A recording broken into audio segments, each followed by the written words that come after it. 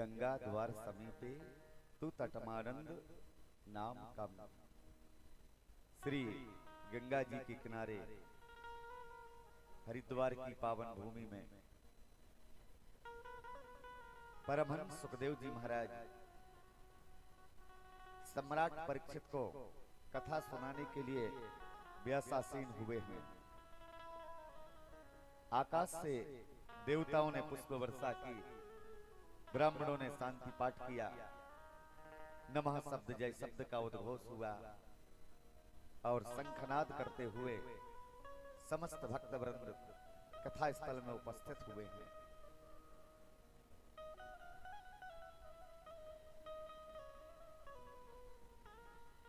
भक्ति ज्ञान वैराग्य की धारा के साथ गंगा की एक धारा का भी प्रादुर्भाव सुक्ताल नामक तीर्थ में हुआ। परीक्षित गुरुदेव भगवान को साष्टांग प्रणाम किए हैं, बार बार वंदन किया और निवेदन किया कि गुरुदेव आपने मुझे कृतार्थ कर दिया।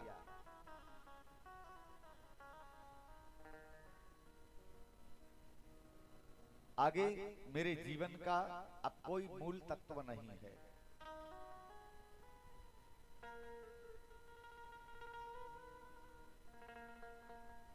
परीक्षित के सजल नेत्र हुए और बार बार गुरुदेव भगवान को देखते हुए कह रहे हैं, ध्यान मूलम गुरुर मूर्ति, पूजा मूलम गुरुर पदम, मोक्ष मूलम गुरु कृपा, मंत्र मूलम गुरुर वाक्यम। शास्त्र कहते हैं जिनके जीवन काल में ध्यान गुरु का हो, मंत्र गुरु का हो, चरण गुरु के हों, तो मोक्ष भी गुरु ही कराता है।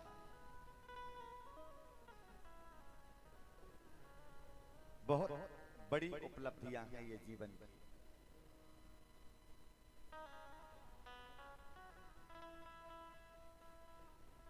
संत कहते हैं कि गुरु भगवान को प्राप्त कराने की एक सीढ़ी है।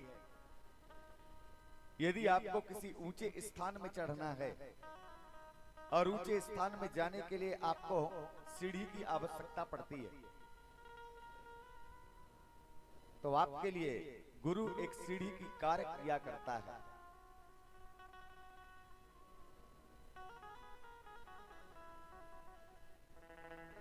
तो कहने का अभिप्राय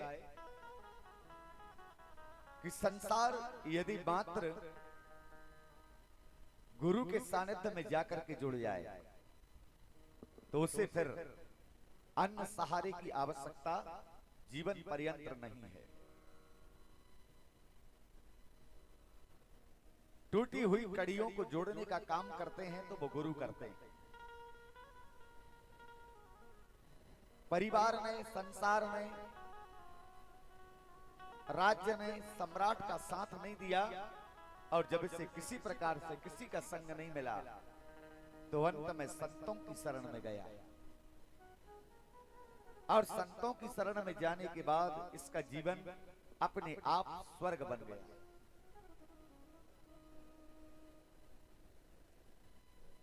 परीक्षित ने कहा कि गुरुदेव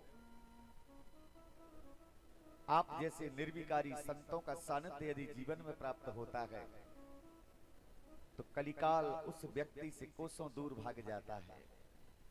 कलिकाल अपना प्रभाव उस परिवार में, उस घर में कभी भी बना नहीं पाता।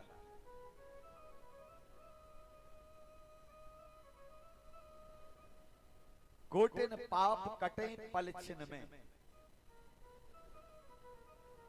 एक पल में करोड़ों पाप व्यक्ति के जीवन के नष्ट हो जाते हैं यदि वो गुरु भक्त है तो।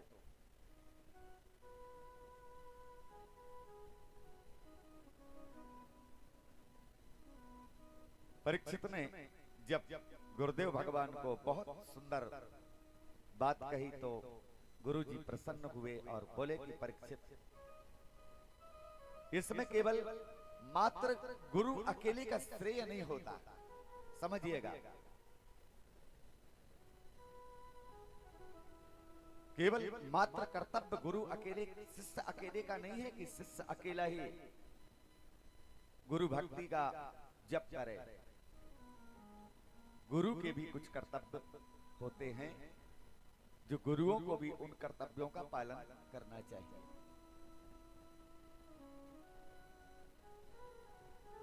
विपत्ति आने पर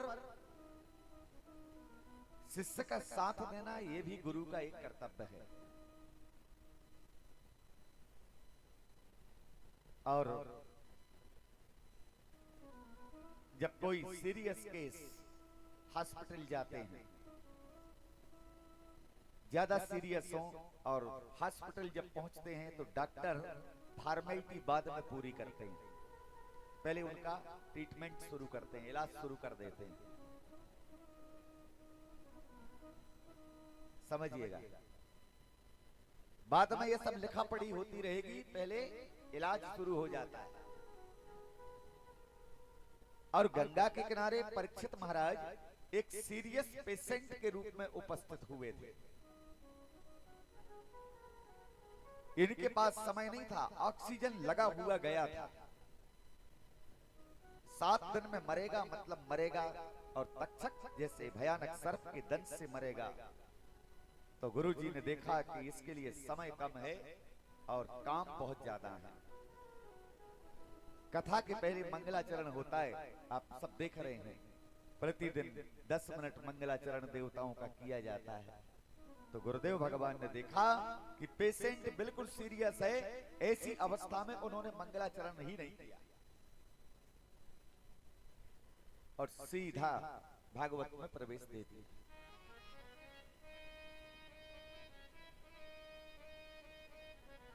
इस समय दवाई की आवश्यकता है, परिणाम की जरूरत नहीं।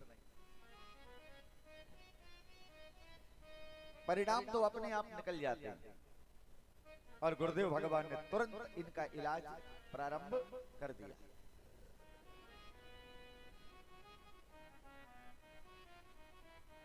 पर दवाई धीरे धीरे असर कर रही है। ये समय के अनुकूल ये दवाई धीरे धीरे असर कर रही है। गुरुदेव भगवान ने जब 6वें दिवस में परीक्षित का हाल देखा ना, तो 6वें दिन की कथा में आने से पूर्व ही सुखदेव भगवान इस बात को समझ गए कि उतारेगी सारा जहर धीरे धीरे। इसे जो जहर चढ़ा हुआ है संसार का, माया का, ये भ्रांति इसके मन में बनी है, कथा कृष्ण की है, ये कल्याणकारी, मगर ये करेगी असर धीरे धीरे, एकदम से नहीं। ऐसा आज तक ऐसी कोई दवाई नहीं बनी कि जिसे आप लो और 2 मिनट के बाद में तुरंत ठीक हो जाओ। तो दवाई धीरे धीरे व्यक्ति के जीवन में असर करती है। इसी तरह भगवान की कथा कल्याणकारी तो है, पर इसका असर धीरे धीरे होता है, एकदम से जल्दी नहीं।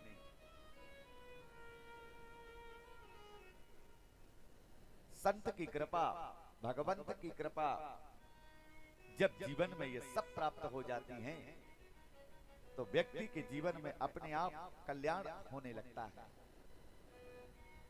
जिम सुख संपत्ति बिन ही बुलाए। धर्मवान व्यक्ति को सुख संपत्ति ढूंढने की जरूरत नहीं है, खुद उसके पास बिना बुलाए चले जाते हैं। ये छोटे मोटे साधन, रोटी कपड़ा और मकान की जहां तक बात है, तो भागवत जी तो इन्हें वैसे ही गिफ्ट में दे देते हैं। बोलो राधे राधे। ये कोई मांगने की वस्तु नहीं है। गुरुदेव भगवान कहते हैं कि परीक्षित ये सोच करके कभी जीवन में भागवत मत सुनना, ये भावों को मन में ला करके जीवन में भागवत मत सुनना कि हे भागवत महाराज, मेरे बेटे की शादी हो जाए तो मैं अगले साल तुम्हारी कथा सुनूंगा। ऐसे भाव लेकर के भागवत सुनोगे तो उसका परिणाम अच्छा नहीं। ये तो छोटी मोटी बातें हैं।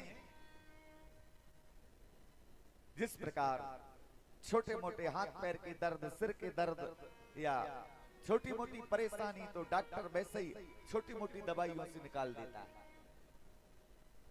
तो कहने का भाव कि ये कोई बड़े रोग नहीं है। बेटे की शादी हो जाए या मकान बन जाए या दुकान रख जाए या मेरे पास में धन संपत्ति आ जाए, तो ये तो बहुत छोटी छोटी सी बातें हैं। भगवान बिना मांगे इनको गिफ्ट कर देते हैं, जरूरत नहीं है फिर भी। इसीलिए तो भगवान का एक नाम पड़ा है ना, भगवान को क्या कहते हैं? अकारण करुण वरुणालय। समझना, संसार में हम आप जितने प्राणी हैं, ये दुनिया में जितने भी व्यक्ति हैं, यदि आप मेरी मदद करोगे या मैं आपकी मदद करूंगा, समझिएगा, या मैं आपकी मदद करूं या आप मेरी मदद करो, तो उस मदद में कहीं ना कहीं कोई ना कोई कारण छुपा होता है। ठीक है ना? सबके सबके मदद में, सहयोग में कहीं ना कहीं किसी भी रूप में एक कारण आपको मिलेगा, तब व्यक्ति संसार में दूसरों की मदद करेगा या उस पर कृपा करेगा। पर संत कहते हैं कि भगवान को किसी से कोई काम नहीं, भगवान को आपसे कोई मतलब नहीं। समझना, भगवान को किसी से कोई मतलब नहीं, कोई काम नहीं है। यदि हम जवाबदारी से ये कहें कि भगवान को हमारा ये काम करना पड़ेगा क्योंकि हम तो रोज सवेरे पूजा करते हैं,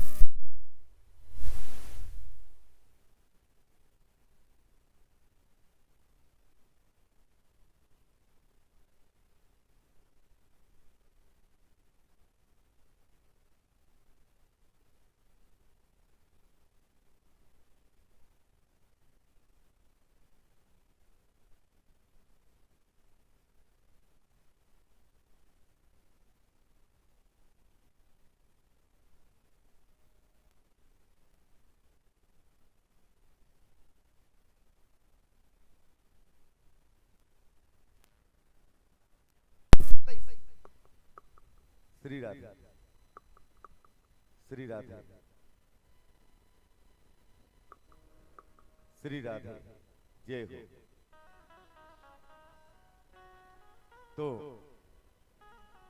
यदि संसार किसी को कुछ देता है या कुछ लेता है, यदि किसी से कोई व्यवहार करता है, तो व्यवहार में एक बात छुपी होती है। आजकल हम लोग यदि किसी की बेटी की शादी में जाते हैं तो घर में नोक-झोंक हो जाती है। एक कहता है 10,000 देंगे, तो एक कहता है काय को देंगे, 5 देंगे। तो वो कहता है कि भाई आप 5-10 की बात मत करो, जितना हम देंगे वो तो हमें उतना देंगे, वापस करेंगे। होता है ना? तो लोग यदि व्यवहार करते हैं तो सामने वाले व्यक्ति से अपेक्षा रखते हैं कि हमें वापस करेगा। भगवान कहते हैं कि मैं आपसे कोई अपेक्षा नहीं करता। संसार के प्राणियों से भगवान कोई अपेक्षा नहीं करते कि आप अगरबत्ती लगाएं या न लगाएं, पूजा करें या न करें, गंगा नहाएं या न नहाएं, तीर्थ जाएं या न जाएं, मुझे आपसे कोई मतलब नहीं है, क्योंकि मेरे इतने भक्त हैं कि रोज वृंदावन वास कर रहे हैं, रोज पुष्कर, प्रयाग, काशी, गोदावरी, कुरुक्षेत्र, श्रीरंग घूम रहे हैं। आपके भोग की भी मुझे आवश्यकता नहीं है। हजारों भक्त थाली के आगे जल घुमा देते हैं, तो दियम्बस्तु गोविंदम तुभ्यमेव समर्पयेत्। तो बोलो हमारे भोजन की जरूरत है क्या उसे? ये तो हमारे भाव की जरूरत है। हमारा भाव भगवान को बुलाता है। तो भगवान कहते हैं कि मैं किसी से बंधा नहीं हूं या मैं किसी से मुक्त नहीं हूं। भगवान का एक नाम है अकारण करुण वरुणालय। तो संसार सब पर कारण कृपा करता है, पर मेरे गोविंद किसी पर कारण कृपा नहीं करते, कभी कभी अकारण कृपा भी भगवान कर जाते हैं। बोलो राधे राधे। ये भगवान की अकारण कृपा है।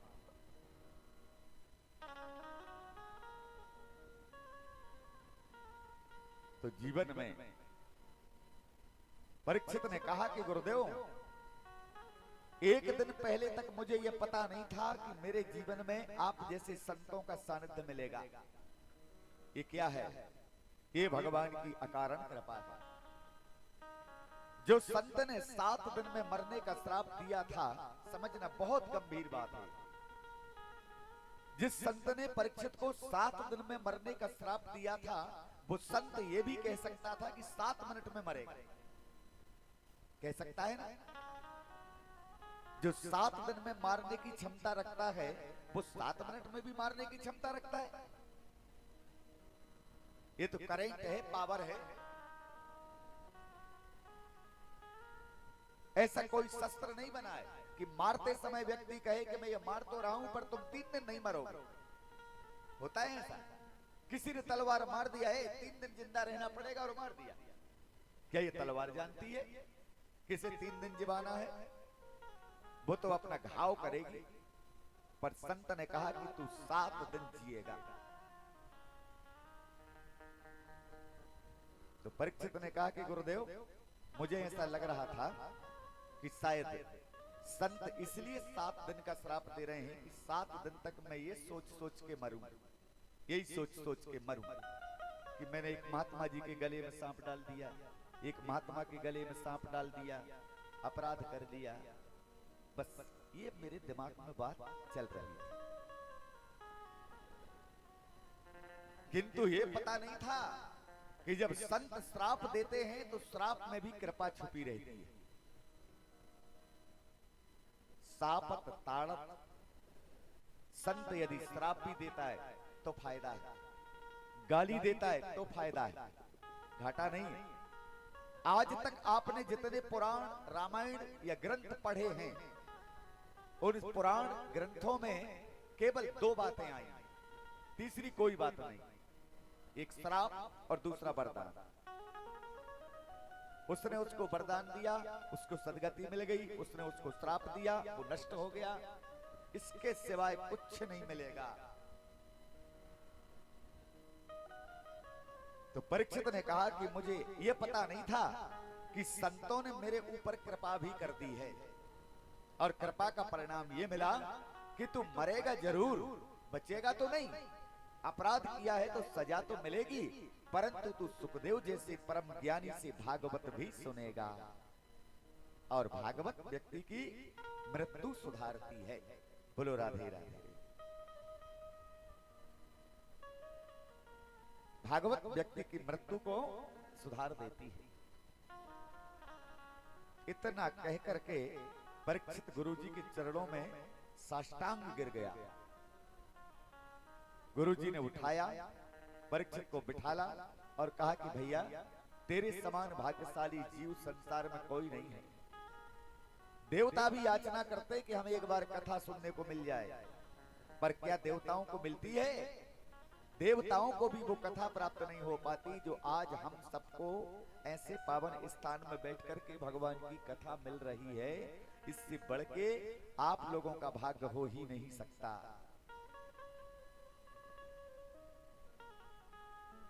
और मैं तो ये कहता हूं हर जगह कि इन 7 दिनों के बीच में आप जो कमा रहे हैं, समझना, इन 7 दिनों के बीच में आपने जो कमाया है केवल वही आपका है। इसके बाद 20 साल, 30 साल, 40 साल, 50 साल, 70 साल की उम्र में जो कमाया है वो किसी काम का नहीं। पिता पुत्र परिवार का मिलना पथ के समान, निद्रा बीते स्वप्न ज्यों होता अंतर ध्यान। जितना आपने अपने जीवन काल में कमाया है वो कमाई आपकी व्यर्थ में चली जाएगी। न इसे साथ ले जा पाओगे, न इसे खर्च कर पाओगे। क्या करेंगे? केवल जोड़ जोड़ भर लिए खजाने, न साथ में ले जा पाएंगे, न खर्च कर पाएंगे। क्यों? बच्चों के लिए भी तो बचाना है ना। अब क्या खर्च करो? अपने जीवन काल में आपने सुख नहीं भोगा, तो क्या कमाया हमने? तो संत कहते हैं कि हम तो एक धन के रखवाले हैं,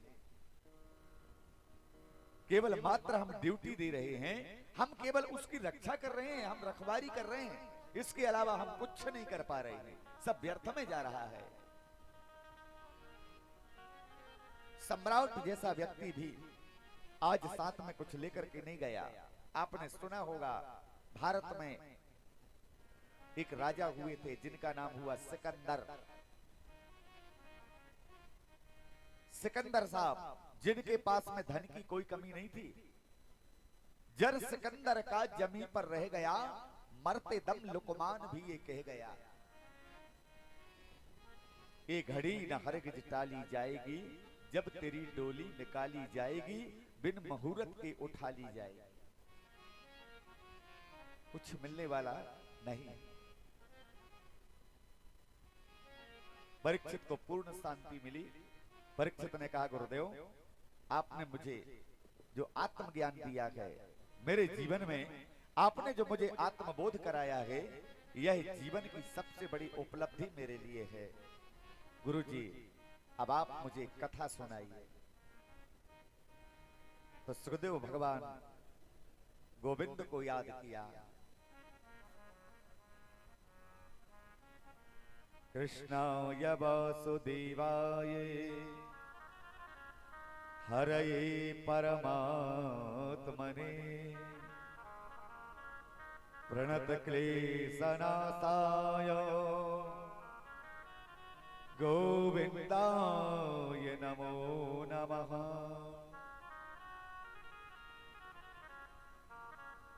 सुखदेव भगवान ने तुरंत प्रभु को याद किया और याद करके कहा कि परीक्षित अब क्या सुनना है, अब बोलो। तो परीक्षित ने कहा कि गुरुदेव अब तो कहने की बात नहीं है, आप तो मुझे वृंदावन की लीला पर आनंद दे रहे हैं कि भगवान ने वृंदावन में बड़ी माधुरी लीला की, बड़ी सुंदर लीला की, भगवान ने वृंदावन में वास किया, तो आप मुझे सीधे वृंदावन की ओर लेकर के चले। तो सुखदेव भगवान कहते हैं कि परीक्षित,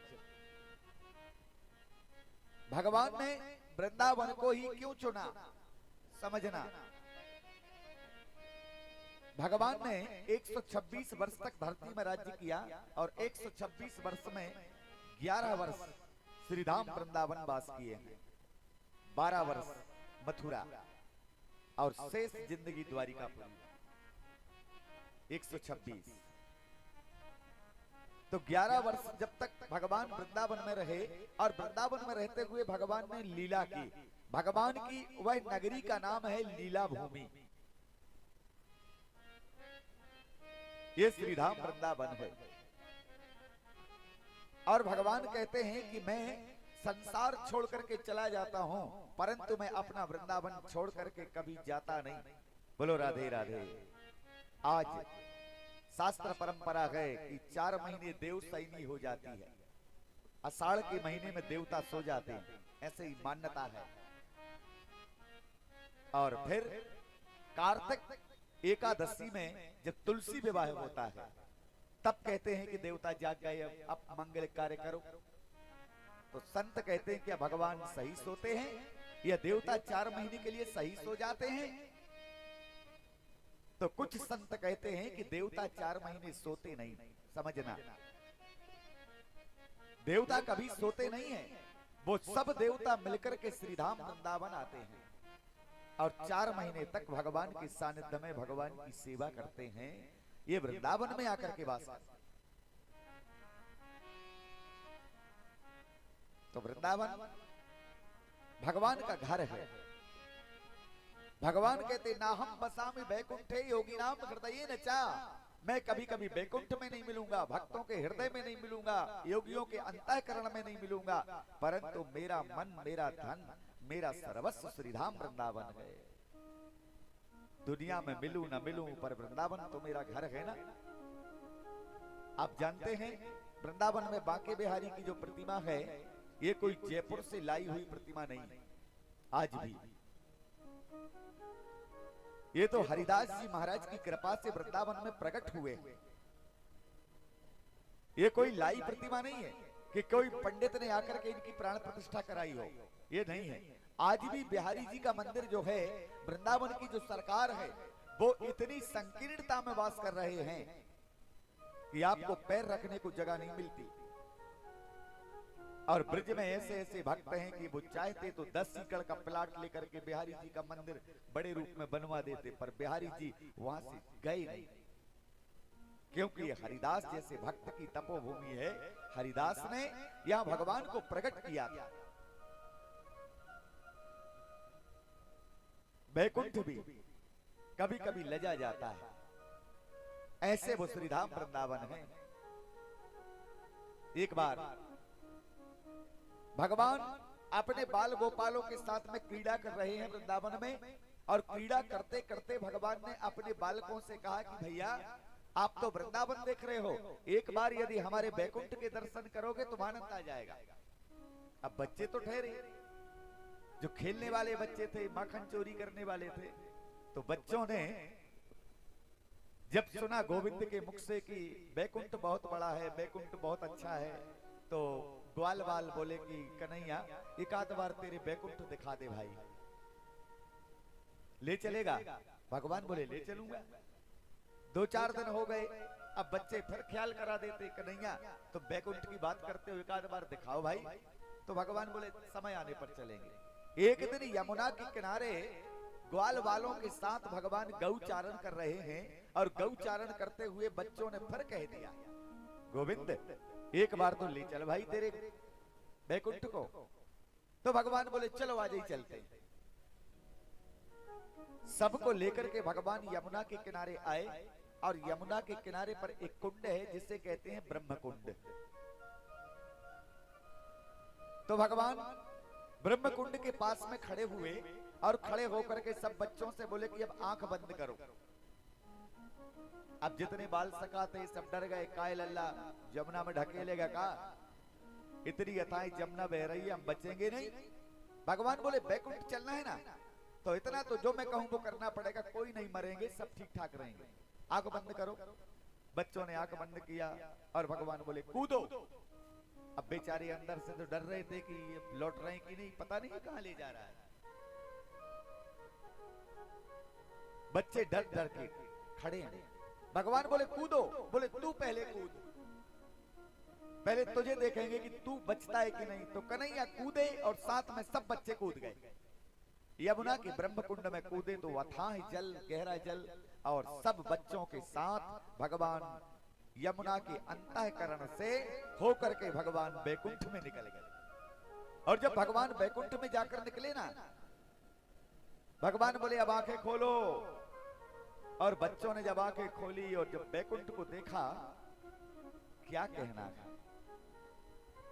बैकुंठ तो एक मनोरम स्थल है, और बैकुंठ को बच्चों ने देखा और देख करके गदगद हो गए। अब देखना तमाशा, भगवान जैसे ही बैकुंठ में पहुंचे तो जितने बैकुंठवासी थे ना, उन्होंने देखा कि अरे हमारे गोविंद आ गए। तो जितने बैकुंठवासी थे सब भगवान को उठा करके ले गए, और उठाकर ले गए और ले जाके सिंहासन में बिठा दिया। अरे बहुत दिन बाद हमारे गोविंद आए हैं। अष्ट सिद्धि नवनिधि चबर डुराने लगी, पंखा करने लगे, शेष छत्र छाया करने लगे, वेद नेति नेति कहे भगवान की स्तुति गाने लगे। और वहां पहुंचते ही भगवान के 4 हाथ हो गए, शंख चक्र गदा पद्म को लेकर के भगवान विराजमान हो गए। अब जब भगवान चतुर्भुज रूप में आ गए तो जितने बाल सखा जो गए थे ना, वो गेट पार नहीं कर पाए, इतनी भीड़। गेट के पास में जाके सब बाल सखा बैठ गए चुपचाप, बोल नहीं पा रहे हैं। अपरिचित जगह में पहुंचे हैं, किससे कब पूछें, क्या बोलें, जल भी पीने को नहीं मिल रहा है। भारी उलझन बन गई, क्या करेंगे। ये तो बाल सखा बड़े परेशान। अब एक उनमें थोड़ी ढीठ था, कुछ ज्यादा बोलता था। एक बच्चा ज्यादा बोलने वाला था, बड़ा ढीठ था। तो उसने देखा कि 2 व्यक्ति आ रहे हैं, चलो इनसे हिम्मत करके बात करते हैं। और जब दोनों व्यक्तियों को आते देखा और पास में जब दोनों व्यक्ति आए तो वो बच्चे खड़े हुए और बोले राम राम। अब जब राम राम किया दो व्यक्तियों से तो बच्चों को देख करके उन दो व्यक्तियों ने डांट दिया, ए चुप रहो। अब बच्चे लोग फिर घबरा गए, यहां तो भैया राम राम नहीं चलती, या तो राम राम करने में भी अपराध है। एक बच्चा बोला हल्ला मत कर, ज्यादा मत बोल, बैठ जा शांति, देख तमाशा। भगवान की तो जय जयकार हो रही है, वेद स्तुति कर रहे हैं और बेचारे बालकों को जल पीने को नहीं मिल रहा है, बैकुंठ देख रहे हैं, घबरा रहे हैं। और एक दो घंटे के बाद भगवान को याद आया कि अरे मैं तो इस समय वृंदावन की लीला में हूं, यहां कहां गया। और गेट की तरफ नजर गई तो देखा सब बाल सखा है साथ में खड़े हैं, माखन चोरी करने वाले, वे सब बैठे बैठे देख रहे हैं। जब भगवान ने उनकी तरफ देखा तो बच्चों ने भगवान के हाथ जोड़े कि चल कन्हैया घर चलिए भैया, कहां ले आया तूने रे, उल्टा फंसा दिया यहाँ ला। तो भगवान को याद आई कि ये तो उल्टा हो गया। तो भगवान उठे और सबसे बोले कि अब जाने दो भाई, हमारी लीला चल रही है वृंदावन में, अभी रुकने का टाइम नहीं है। और भगवान निकले और गेट के पास में आए, क्यों कैसा लगा बैकुंठ? बच्चे बोले चल तेरे पांव पड़े, निकल तो जल्दी यहां से, ले तो चल, अब नहीं रुकेंगे। तो भगवान बोले चलो चलो, और भगवान सीधे आए, गेट पार करके निकले और भगवान बोले फिर आंखें बंद करो। बच्चे बोले अब तो तय जो कहे वो कर भी तैयार है, पर यहां से हटा दे। बच्चों ने आंख बंद किया, भगवान बोले कूदो, और बच्चों के साथ भगवान कूदे और कूद करके तैरते हुए यमुना के ब्रह्म कुंड से बाहर आए। और जब भगवान बाहर निकल के आए तो बच्चे जान में जान आ गई, लंबी सांस ले ले, बच गए। आज कहां फंसा दिया इसने ले जाके। कन्हैया हंस रहे हैं खड़े खड़े, कैसा लगा हमारा बैकुंठ, मजा आया नहीं? ग्वाल बाल बोले सुन कन्हैया, ते ये मुबारक तेरो बैकुंठ, ते जान तेरो बैकुंठ जान, हमें तेरे बैकुंठ में अब जाने की जरूरत नहीं है, हमारा तो वृंदावन बना रहे, इससे बढ़ के कुछ नहीं है। बोलो राधे राधे। वृंदावन बैकुंठ को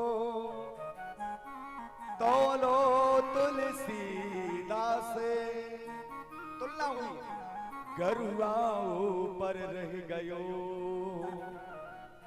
बढ़ लग रहा हो आकाश। वृंदावन और बैकुंठ को गोस्वामी जी ने तोला है।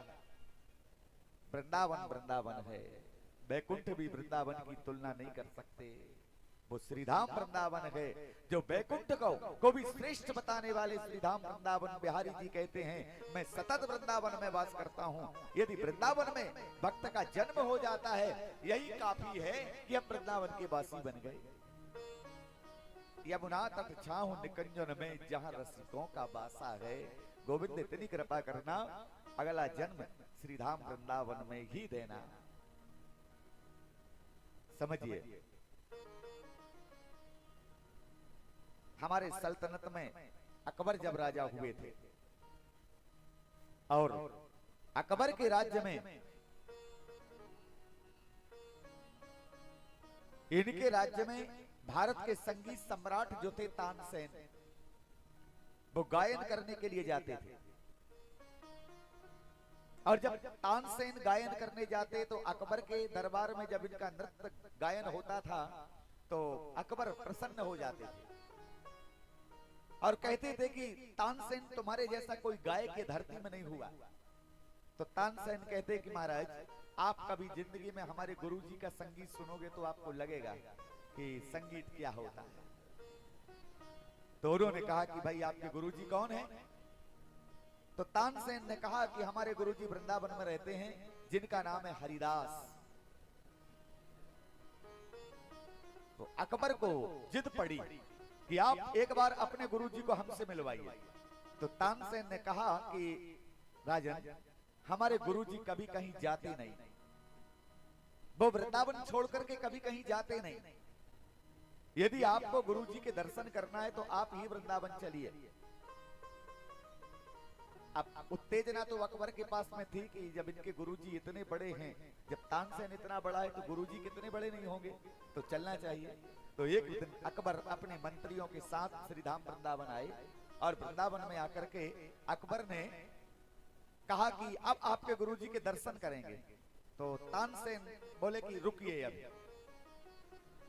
बिना गुरु की अनुमति के हम आपको कुछ नहीं करा सकते। तो ये गए गुरुजी के पास, जो निधिवन में गुरुजी की कुटिया थी, जहां भगवान का महारास होता था, और उस कुटिया के पास में गए और जाकर देखा तो गुरुजी अपनी 3-4 गोदड़ी ओढ़ करके सो रहे थे। गोदड़ी का अर्थ होता है रजाई। ये ब्रज की गोदड़ी, और 3-4 गोदड़ी ओढ़ने के बाद भी वो कांप रहे थे। अब तानसेन ने देखा कि ये क्या हो गया, और जब छू के देखा तो पूरा बदन तप रहा था। इनका पूरा बदन तपा हुआ था। तो तानसेन ने देखा कि अरे गुरुजी को तो बहुत तेज बुखार है। तो ये चरण दबाने लगे, और जैसे ही हरिदास जी ने देखा कि तानसेन आए हैं तो तुरंत उठ के बैठ गए। हरिदास जी जब ये उठ के बैठे तो तानसेन ने कहा कि आपको बहुत तेज बुखार है, आप लेटे रहिए। बोले नहीं नहीं, तू आया है ना तो अब बैठना पड़ेगा। अब गुरुजी उठे और गोदड़ी उठाई, और वो गोदड़ी को उठा करके उन लताओं के ऊपर ले जाके अपनी गोदड़ी रख दिया। समझना, जितनी ओढ़े थे, आज भी निधिवन में बड़े मोटे मोटे तुलसी श्याम के वृक्ष हैं, और उन्हीं वृक्षों की लताओं में ले जाके गोदड़ी को रखा और बोले, हे बुखार, जब तक मेरा शिष्य यहाँ है तब तक तू यहीं बैठना। देखो ये साधना, बाद में मैं तुझसे मिलूंगा। और अपनी बुखार को गोदड़ी में रख के टांग दिया उन लताओं के बीच में। और अब बोले कि अब बोल तानसेन, क्या बात है? तो तानसेन बोला कि गुरुजी, मुगल सल्तनत के राजा अकबर आपसे मिलने के लिए आए हैं। तो बोले अंदर ले आओ। ये अकबर को लेकर के अंदर गए। अकबर ने अभिवादन किया और बैठ गए। अब बार बार तानसेन को अकबर कहते हैं कि आप बोलो ना, आपके गुरुजी से कुछ सुनाएं, बोलो कुछ सुनाएं, कुछ गाएं, कुछ बजाएं। तो तानसेन ने धीरे से कहा कि शिष्य को यह अधिकार नहीं है कि वो गुरुजी को आदेश कर सके। निवेदन कर सकता है, आदेश नहीं कर सकता कि गुरुजी ऐसा करिए। आदेश संभव नहीं है। तो तानसेन ने गुरुजी से कहा कि गुरुजी, यदि आपकी कृपा हो, आज्ञा हो तो मैं कुछ सुनाऊं। देखिए, सुनना चाह रहा है गुरुजी की, परंतु वो गुरुजी से कह रहे हैं कि आपकी आज्ञा हो तो मैं कुछ सुना दूं। तो गुरुजी तो जान गए कि ये कुछ सुनना चाहता है, पर इसकी हिम्मत नहीं पड़ रही कि आप सुना दो।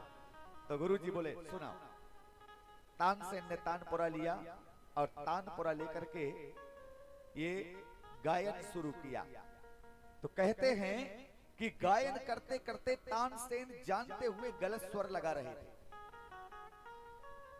समझना, ये राग छेड़ रहे हैं परंतु गलत स्वर लगा रहे हैं।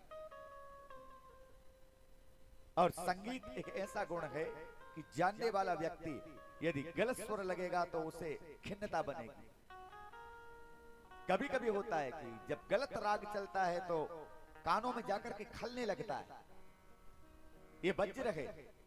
तो जब तानसेन गलत स्वर लगा रहे हैं तो हरिदास जी महाराज एकदम खिंजिया जाते हैं, ये क्या बजा रहा है, क्या गा रहा है। तो इन्हें बड़ी तकलीफ हो रही थी। एक बार गलत, 2 बार गलत, 3 बार गलत, गुरुजी को सहन नहीं हुआ और छीन लिया तानपुरा। इतने दिन से गुरु दीक्षा लिया, ये सीखा है क्या? चल्ला मुझे बता। तो तानसेन खुश हो गए कि यही तो मैं चाहता था कि आप तानपुरा छीनो और मुझे सुनाओ। राजा तो सुनने के लिए आए। तो गुरुजी ने लिया और लेकर के राग मेघ मल्हार लगाया।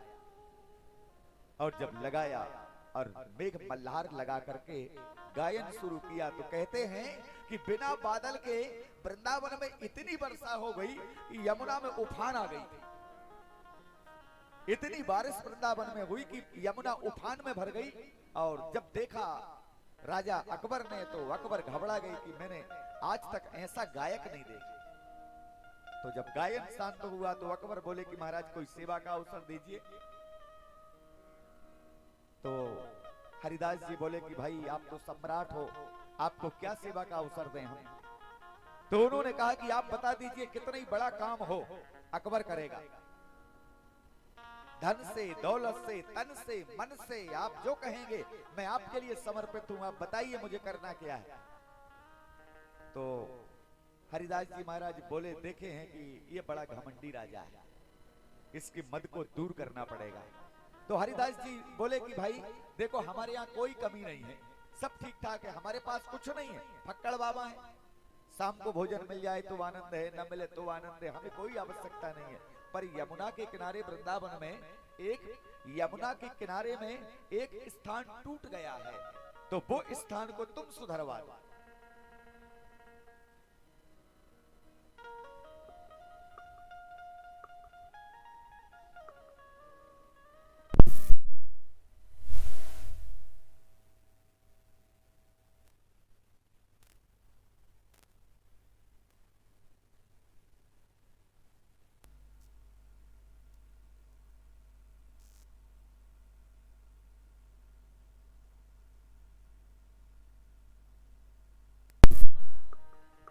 श्री राधे।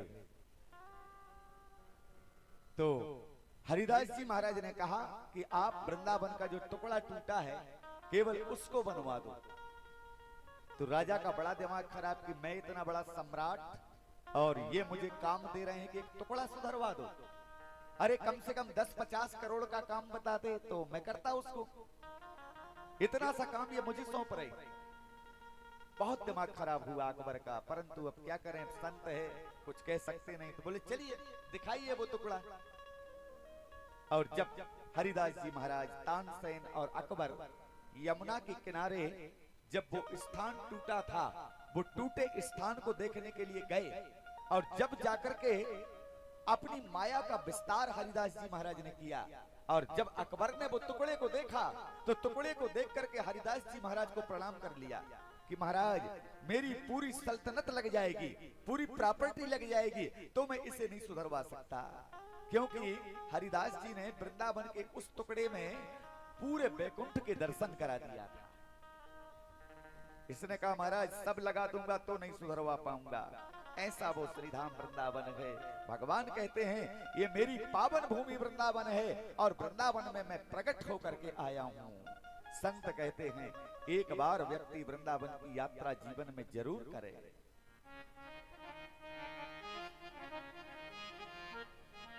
क्योंकि आज भी वहां कन्हैया है।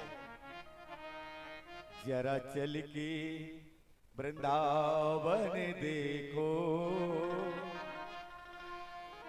जरा चल के वृंदावन देखो, श्याम बंसी बजाते मिलेंगे। जरा चल के वृंदावन देखो, श्याम बंसी बजाते मिलेंगे। जरा चल के वृंदावन देखो, श्याम बंसी बजाते मिलेंगे। जरा चल के वृंदावन देखो, ताली सेवा करते हुए बजाते मिलेंगे। जहाँ झूलत है श्यामा प्यारी, जहाँ झूलत है श्याम प्यारी, श्याम झूला झूलाते मिलेंगे। श्याम झूला झूलाते मिलेंगे। हरि बोल।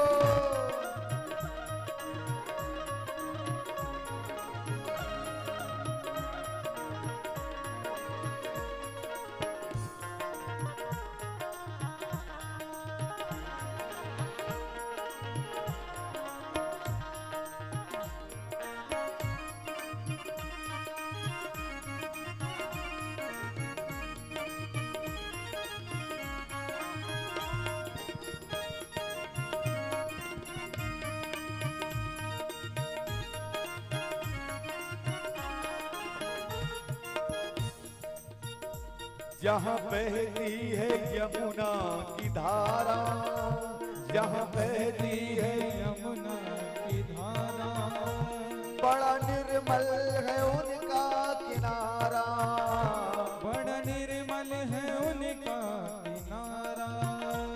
जहाँ बहती है यमुना की धारा, ओ जहाँ बहती है यमुना की धारा, बड़ा निर्मल है उनका किनारा। बड़ा निर्मल है उनका किनारा। और क्या मिलेगा? साधु संतों की टोली वहाँ पर, साधु संतों की टोली वहाँ पर, राधे राधे सुनाते मिलेंगे। ओ राधे राधे ही गाते मिलेंगे। ओ राधे राधे सुनाते मिलेंगे। राधे राधे सुनाते मिलेंगे। हरि बोल।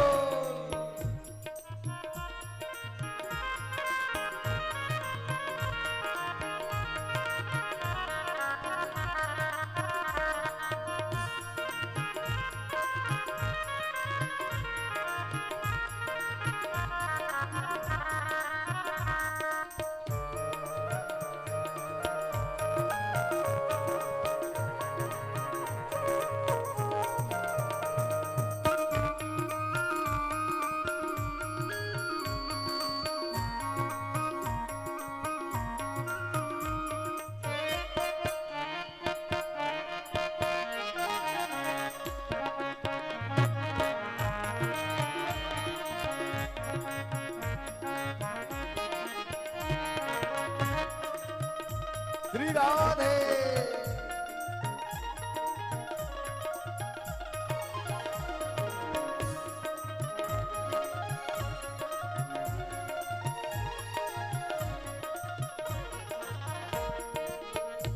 और क्या मिलेगा? संत कहते हैं वृंदावन में वहाँ रहती यशोदा मैया, वहाँ रहती यशोदा मैया, और रहते हैं बलदाऊ भैया, और रहते हैं बलदाऊ भैया, ओ और रहते हैं बलदाऊ भैया, और रहते हैं बलदाऊ भैया। ग्वाल बालों के संग में कन्हैया, ग्वाल बालों के संग में कन्हैया, ग्वाल बालों के संग में कन्हैया, ग्वाल बालों के संग में कन्हैया। वहाँ गैया चराते मिलेंगे, वहाँ गैया चराते मिलेंगे। जरा चल के वृंदावन देखो, ओ जरा चल के वृंदावन देखो, श्याम बंसी बजाते मिलेंगे, ओ श्याम बंसी बजाते मिलेंगे, श्याम बंसी बजाते मिलेंगे, ओ श्याम बंसी बजाते मिलेंगे, श्याम बंसी बजाते मिलेंगे, श्याम बंसी बजाते मिलेंगे। श्याम बंसी बजाते मिलेंगे, श्याम बंसी बजाते मिलेंगे।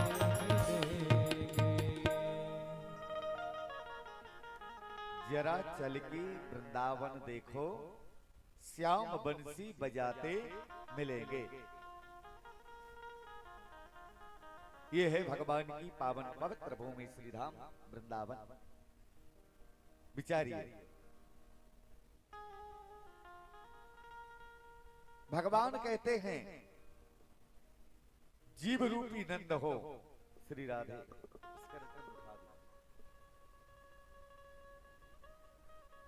जीव नंद, बुद्धि यशोदा और मन वृंदावन, यदि ये सब भगवान को प्राप्त हो जाते हैं तो भगवान कहते हैं कि मैं तुरंत वहां पर अवतरित हो जाता हूं। ऐसी ऐसी माधुरी लीला भगवान वृंदावन में कर रहे हैं। परीक्षित ने निवेदन किया कि गुरुदेव कृपया करके आप मुझे भगवान की सुंदर माधुरी लीलाओं का वर्णन करिए कि ब्रज में वास करते हुए भगवान ने और क्या लीला किया। तो गुरुदेव भगवान कहते हैं कि एकादश्याम निराहारा सब वर्जदो तो जनार्दनम एवं कृष्ण भगवानो भवानो हरिरीश्वर। अब कथा में आइए। ब्रज में वास करते हुए भगवान ने अनेक प्रकार सबको सुख दिया। एक दिन एकादशी का व्रत आया तो देखिए, नंद बाबा जब एकादशी का व्रत करते थे ना, तो 2 दिन पहले से चिंतित हो जाते थे। इसे कहते हैं उपवास। 2 दिन पहले से इन्हें फिक्र बन जाती थी कि अब एकादशी आ रही है, ये व्रत करना है, ये त्योहार आ रहा है, ये व्रत करना है, ये पूजन पाठ करनी है। तो व्रत में सबको चिंता होनी चाहिए। बोलो राधे राधे। उपवास का अर्थ भूखा रहना नहीं है, समझना।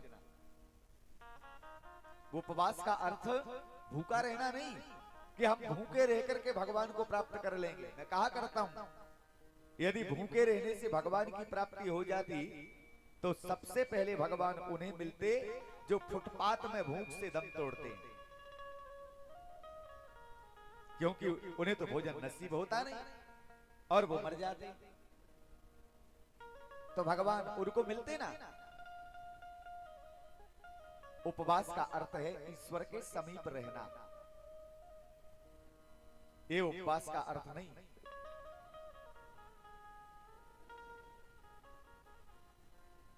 हम तो 4 दिन पहले से फलाहार की व्यवस्था करते हैं। अब शिवरात्रि आने वाली, इसमें तो साबूदाने की बरा बनेगी, चाहे कुछ हो जाए, चाहे बन जाए बेटा गैस।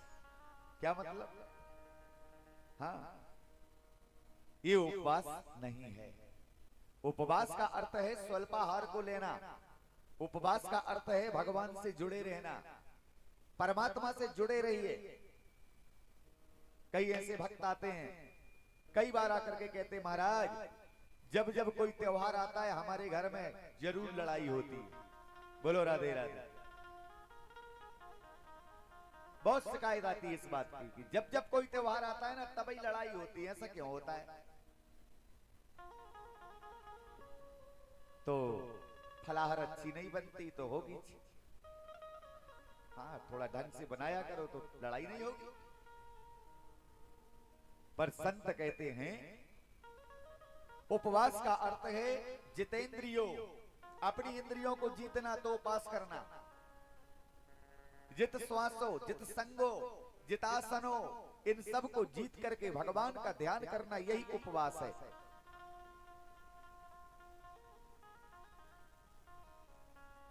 जहां तक जीवन में बन सके तो उपवास के दिन तो कम से कम परोपकार करिए। बाकी दिन न कर पाओ तो न कर पाओ, पर जिस दिन हम भगवान का पूजन कर रहे हैं, जब तक भगवान की कथा में बैठे हैं, तब तक तो जीवन में हमें परोपकार की वृत्ति आनी चाहिए। मैं कहा करता हूं, मंदिरों में, मस्जिदों में, गिरजाघरों में सीमेंट की बोरी दान करने वाले थोड़ा बगल वाले के घर में देख लेना कि उसे 2 किलो आटा की जरूरत तो नहीं है। तब आप मंदिरों में, मस्जिदों में, गिरजाघरों में सीमेंट दान करना। राम मंदिर के लिए बहुत दान जा रहा है भारत में। कई जगह ये बात मैं बोलता हूं, कई जगह बोल चुका हूं। बहुत दान कर रहे हैं लोग, बहुत अच्छी बात है। अच्छे दानी बनिए, ये बड़ी बात है। खूब दान करिए, जितना हो सके करिए, क्योंकि दान से धन की शुद्धता होती है। परंतु दान करने से पहले अपने बाजू वाले के घर में भी देखिए कि वो भूखा तो नहीं है। तब आप मंदिर बनवाइए, तब आप मस्जिद बनवाइए, तब आप गिरजाघर बनवाइए। इससे बड़ा धर्म नहीं है। परोपकारा ये दम शरीरा, ये शरीर हमें अपने लिए नहीं मिला है, ये शरीर भी परोपकार के लिए प्राप्त हुआ है। तो इसे निरंतर परोपकार में लगाइए। लोग नाम ऊंचा करवाते हैं, टीवी के सामने खड़े होकर के, लिखो महाराज हमारा दान 5 लाख रुपए, लोग देखें हमें जाने। जनवाइए मत, समझना। आप यदि अपने पुण्यों का बखान करोगे तो पुण्य नष्ट हो जाएंगे, और पाप का बखान करोगे तो पाप नष्ट हो जाएंगे। ये कलयुग की विशेषता है। आप जिस वस्तु का बखान करेंगे, जिस वस्तु को प्रकट करेंगे, वो नष्ट हो जाएगा। तो लोग पाप तो नष्ट, पाप छुपा लेते, पाप का बखान नहीं करते। मैंने ये किया, वो किया, ये पाप किया, ये पाप किया, ये पाप किया। कोई बताता है? गलती कोई नहीं बताएगा। जब गलती को छुपाते हैं और अच्छाई को प्रकट करते हैं, तो अच्छाई को यदि आप प्रकट करोगे तो आपकी अच्छाई नष्ट हो जाएगी। जिस वस्तु को बार बार चिंतन करोगे, बार बार बखान करोगे, वह नष्ट हो जाती है। तो संत कहते हैं कि पाप को बखान करिए, पाप को बार बार बोलिए। यदि आपने जीवन में पाप किया है तो बार बार उस पाप का बखान करो, जल्दी मिट जाएगा, नष्ट हो जाएगा। पर उल्टा होता है, पुण्य का बखान करते हैं, मैंने ये किया, वो किया, इतना किया, फोटो खिंच जाए, अखबार में निकल जाए, इससे बड़ा हमारे लिए दूसरा सूत्र नहीं है। संत कहते दान करो पर गुप्त करो, बताकर नहीं। पर दान की भी कुछ परिमितता है। एक गांव में एक सेठ जी रहते थे, बड़े कंजूस, जीवन में कभी दान नहीं किया।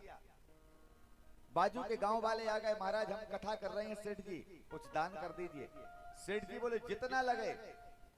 गांव वाले जो दूसरे गांव से आए थे उन्होंने कहा ये तो बड़े बदनाम शुदा हैं, लोग कहते हैं बड़े कंजूस हैं, ऐसा व्यक्ति नहीं देखा हमने आज तक। ये कह रहे जितना लगे तो बताओ, इतना दानी है तो जबरदस्ती फोकट में इसका बदनाम हो रहा है।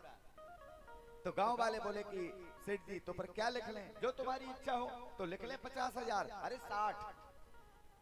मगन हो गए साहब चंदा लेने वाले। तो महाराज देंगे कैसे? तो सेठ जी बोले मैं विड्रॉल दे रहा हूं, बैंक से निकाल लें। 60,000 भर के दे दिया। अब दूसरे दिन गांव वाले जहां कथा हो रही थी, वो बेचारे भागे भागे, रात भर नींद नहीं लगी, काय कुछ चंदा करेंगे, 60 तो जेब मिल गए। तो गांव वाले तुरंत वहां से बैंक गए और बैंक में जाकर के मैनेजर से बोले लीजिए साहब ये 60,000 निकालिए, हमारे सेठ जी ने हमें दान किया है। मैनेजर बोला इसमें तो दस्तखत नहीं है, अब बिना दस्तखत के मैं कैसे निकालूं? तो कुछ लोग जो गए थे उन्होंने सोचा कि शायद वो दस्तखत करना भूल गए, चलो सेठ जी के पास फिर। तो वो विड्रॉल लेकर के फिर सेठ जी के पास आए, सेठ जी आपने इसमें तो साइन किया नहीं। सेठ जी बोले भाई मैं साइन नहीं करता, मैं हर दान गुप्त करता हूं। अब पैसा निकले तो निकाल लो, नहीं तुम जानो, तुम्हारा काम जाने, साइन वाइन वाला काम नहीं। तो ये भी कोई दान नहीं। संत कहते हैं व्यक्ति को जीवन में अपने पापों को बखान करना चाहिए, पुण्य को छुपा के रखना चाहिए। पुण्य को छुपा कर रखोगे तो पुण्य बढ़ेगा। कोई भी व्रत कर रहे हो, उपवास कर रहे हो, और उस उपवास व्रत के समय में अपने जीवन में हो सके तो परोपकार करिए। यही उपवास है, यही व्रत है, यही पूजा है। पूजा पूजा और कुछ नहीं। परहित सरस धर्म नहीं भाई, पर पीड़ा सम नहीं अधमाई। जीवन में इससे बड़ा कोई पाप नहीं है कि हमारे द्वारा कोई व्यक्ति परेशान हो। बोलो राधे राधे। कोशिश करिए, यदि जीवन में किसी को सुख नहीं दे सकते तो दुख देने का कोई प्रयास मत करो। यही कथा कहती है। परीक्षित इसी बात को लेकर के गंगा के किनारे बैठे हैं। पूछना है तो वो पूछिए, करना है तो वो करिए जो प्रभु को प्रिय लगे। पूछना है तो वो पूछिए जिसमें हमारा कल्याण हो। कई लोग आकर के कहते हैं महाराज आप कंस के पिताजी का नाम बताइए। मैं कहता हूं आधार कार्ड बनाएगा का उनका? का लेना देना है तुझे कंस के पिताजी से? ये पूछ ले कि मैं क्या करूं। परीक्षित ने ये नहीं पूछा। परीक्षित ने पूछा कि बरी नेस्ताते प्रश्न कृतो लोक हितोत्रपा, संसार का उद्धार कैसे होगा ये बताइए। मरने वाले व्यक्ति को क्या करना पड़ेगा ये बताइए। ये भागवत है। तर्क वितर्क में हम अपना समय बर्बाद कर देते हैं। नंद बाबा रात भर नींद नहीं आई, कल एकादशी है, 4 बजे रात में नहाना है। लो ये चिंता है। अब उल्टा होता है, जिस दिन उपास होता है ना उस दिन 12 बजे नहाते हैं। क्या करेंगे, भोजन तो करना नहीं, उपास ही तो है, नहाना ही तो है, नहा लेंगे। कितना गलत हो रहा है। ये हमारी धारणा है। आज तो भैया उपास का दिन है, भोजन होना नहीं है, नहा लेंगे आराम से, पूरा घर का काम निपट जाए जब 4 बजे नहाएंगे। बोलो राधे राधे। नहाएंगे नहीं। नंद बाबा जब एकादशी का व्रत करते हैं ना, तो व्रत करते वक्त में नंद बाबा ये देखते हैं कि कितने जल्दी 4 बजे रात्रि के और मैं नहाऊं। बोलो। और जब रात भर नींद नहीं आती तो एक दिन 3 बजे रात में ही यमुना नहाने के लिए चले गए। समझना, 3 बजे रात्रि में नहाने के लिए गए और जैसे ही यमुना में प्रवेश किया तो वरुण के दूतों ने देखा कि ये कौन पापी है जो आधी रात में परेशान कर रहा है। स्नान के भी समय होते हैं, कब कौन सी मिति में हमें नहाना चाहिए। ये शास्त्रों ने 3 स्नान बताए। 4 बजे रात्रि से स्नान की गति प्रारंभ होती है। 4 बजे से 6 बजे तक 2 घंटे ये ब्रह्म मुहूर्त रहता है, और ब्रह्म मुहूर्त में देव स्नान माना जाता है, इसे देव स्नान कहते हैं। 4 बजे से 6 बजे तक ये देव स्नान। यदि आप 4 से 6 के मध्य में स्नान कर रहे हैं तो आपको देव स्नान का पुण्य प्राप्त हो रहा है। संतों ने कहा महाराज इसके बाद, तो एक संत कहते हैं कि आप 6 बजे से 8 बजे तक भी यदि स्नान कर रहे हैं तो वो स्नान मनुष्य स्नान माना जाता है। 6 से 8 तक मनुष्य को नहाने की क्रिया है। 6 से 8 तक मनुष्य स्नान करना चाहिए। एक संत ने कहा इसके बाद, बोले 8 बजे के बाद पूरे दिन राक्षस स्नान चलता है। बोलो राधे राधे। ये राक्षस विधि के स्नान है। अब दिन भर नहाओ तो कम से कम हमें देव स्नान नहीं मिल पाता, कोई बड़ी बात नहीं है, पर मनुष्य स्नान तो हमें करना चाहिए कि नहीं। ये गति है।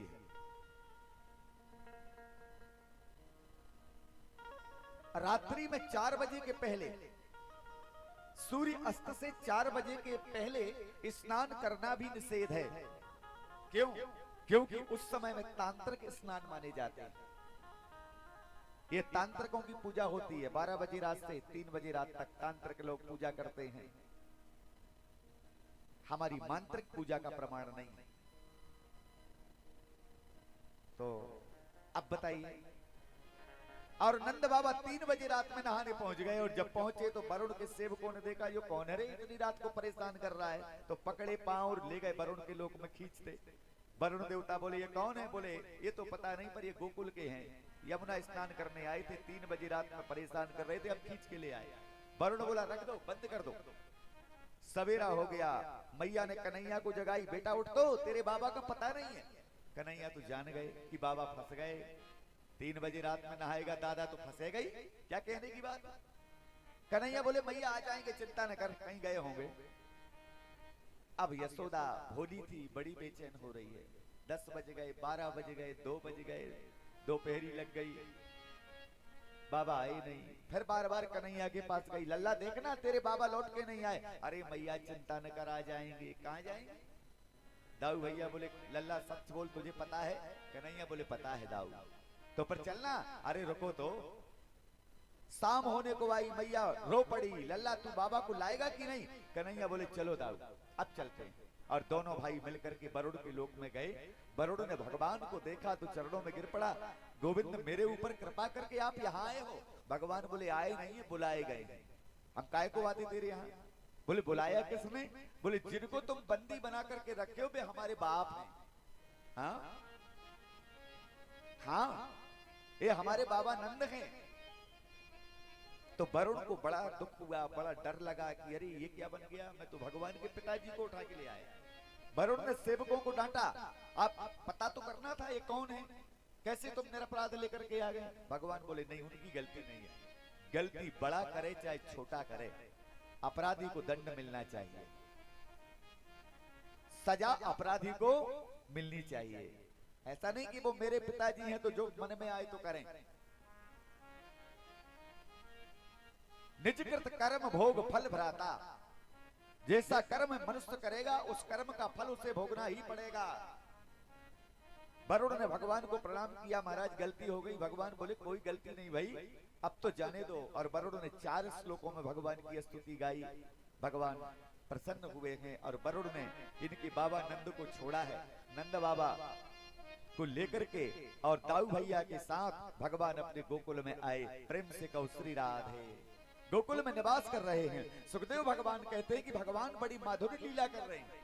ब्रज में अनेकों अनेक प्रकार से भगवान ब्रज गोपियों को सुख देते हुए और वृंदावन में वास कर रहे हैं। एक दिन भगवान एक गोपी से नाराज हो गए। 4 दिन तक गोपी से बातचीत नहीं। अब ब्रज की गोपियां तो चाहती थी कि लल्ला हमसे 1 मिनट भी दूर न हो। गो अर्थात इंद्रिय, पी अर्थात बस में करने वाली, गो भी देवती इति गोपी। अब भगवान जब नाराज हो गए और 4 दिन गोपी से भगवान नहीं मिले तो ये बड़ी परेशान। गोपी सोचे लाला से बात कैसे करूं। तो देखिए एक दिन गोपी ने देखा कि बाबा नंद तो गायों को लेकर के चले गए, मैया यमुना नहाने जा रही है। अब घर में कोई बचा नहीं, हो सकता है कन्हैया अकेले हों। और वो गोपी गोबर का टोकना लेकर के यशोदा मैया के पास में आई। मैया घर से निकल रही हैं और गोपी ने मैया से कहा, मैया हमें थोड़ा गोबर चाहिए।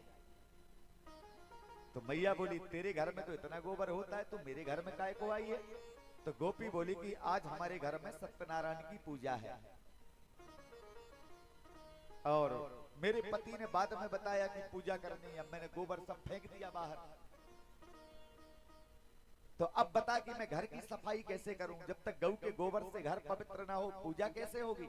मैया जान गई, कोई बात नहीं, लल्ला से मिलने आई है, जा तू गोबर ले जा। तो कन्हैया तो रसोई घर में बैठे हुए माखन रोटी खा रहे हैं। गोपी गौशाल में गई। गौशाल से लगा इनका रसोई घर है और मैया चली गई नहाने। कन्हैया भोजन कर रहे हैं और गोपी ने टोकना को भर लिया पूरा, बड़ा टोकना। अब जब टोकना भर गया तो उठे कैसे, सिर में कौन रखवाए। जबकि गोपी को पता है कि मैया तो यमुना नहाने चली गई, उसके बाद भी गोपी आवाज दे रही है, ए मैया ये टोकना सिर में रखवा दे। कन्हैया हंस रही है, कितनी बाबरी है, इसे पता है कि मैया नहीं है फिर भी आवाज दे रही है। लाला तो माखन रोटी खा रहे हैं, कोई बातचीत नहीं हो रही। फिर आवाज दी गोपी ने, मैया ये टोकना सिर में रखवा दे, बहुत ज्यादा वजन हो गया है, उठ नहीं रहा है। अब कन्हैया बोले, अपना ही बोल लो, झगड़ा तो झगड़ा होते। तो भगवान बोले, मैया नहीं है घर में। अब गोपी को बात मिल गई कि अरे ये तो बोलने लगा। तो गोपी बोली, लल्ला थोड़ी ये टोकरा सिर में रखवा दो। कन्हैया बोले, हमें फुर्सत नहीं है। हरे राम राम। गोपी बोली, लल्ला ये टोकरा सिर में रखवाएगा तो मैं तुझे ताजा माखन खिलाऊंगी। और जब माखन का नाम गोविंद ने सुना तो खिड़की से कूद गए और कूद के सीधे गौशाला में आए। अच्छा भाभी जा बता कितना गोबर ले जाएगी और उसके बदले में माखन कितना देगी। तो गोपी ने कहा कि जितना तुम्हारे गौशाल में पड़ा है सब ले जाऊंगा। तो मतलब सब तेरे सिर में उठवाना पड़ेगा। हाँ बिल्कुल। तो माखन कितना मिलेगा। तो गोपी बोली कि जितने टोकना सिर में रखेगा उतने माखन के लौंदे तुझे दूंगी। तो कन्हैया बोले, फिर फटाफट जल्दी जल्दी। पर टोकना पर हाथ लगाते ही गोविंद को याद आ गया, अरे हिसाब किताब न बिगड़ जाए। कन्हैया बोले, देख भाभी ते भी पढ़ी लिखी नहीं, मैं भी पढ़ो लिखो नहीं, दो ही अनपढ़ हैं।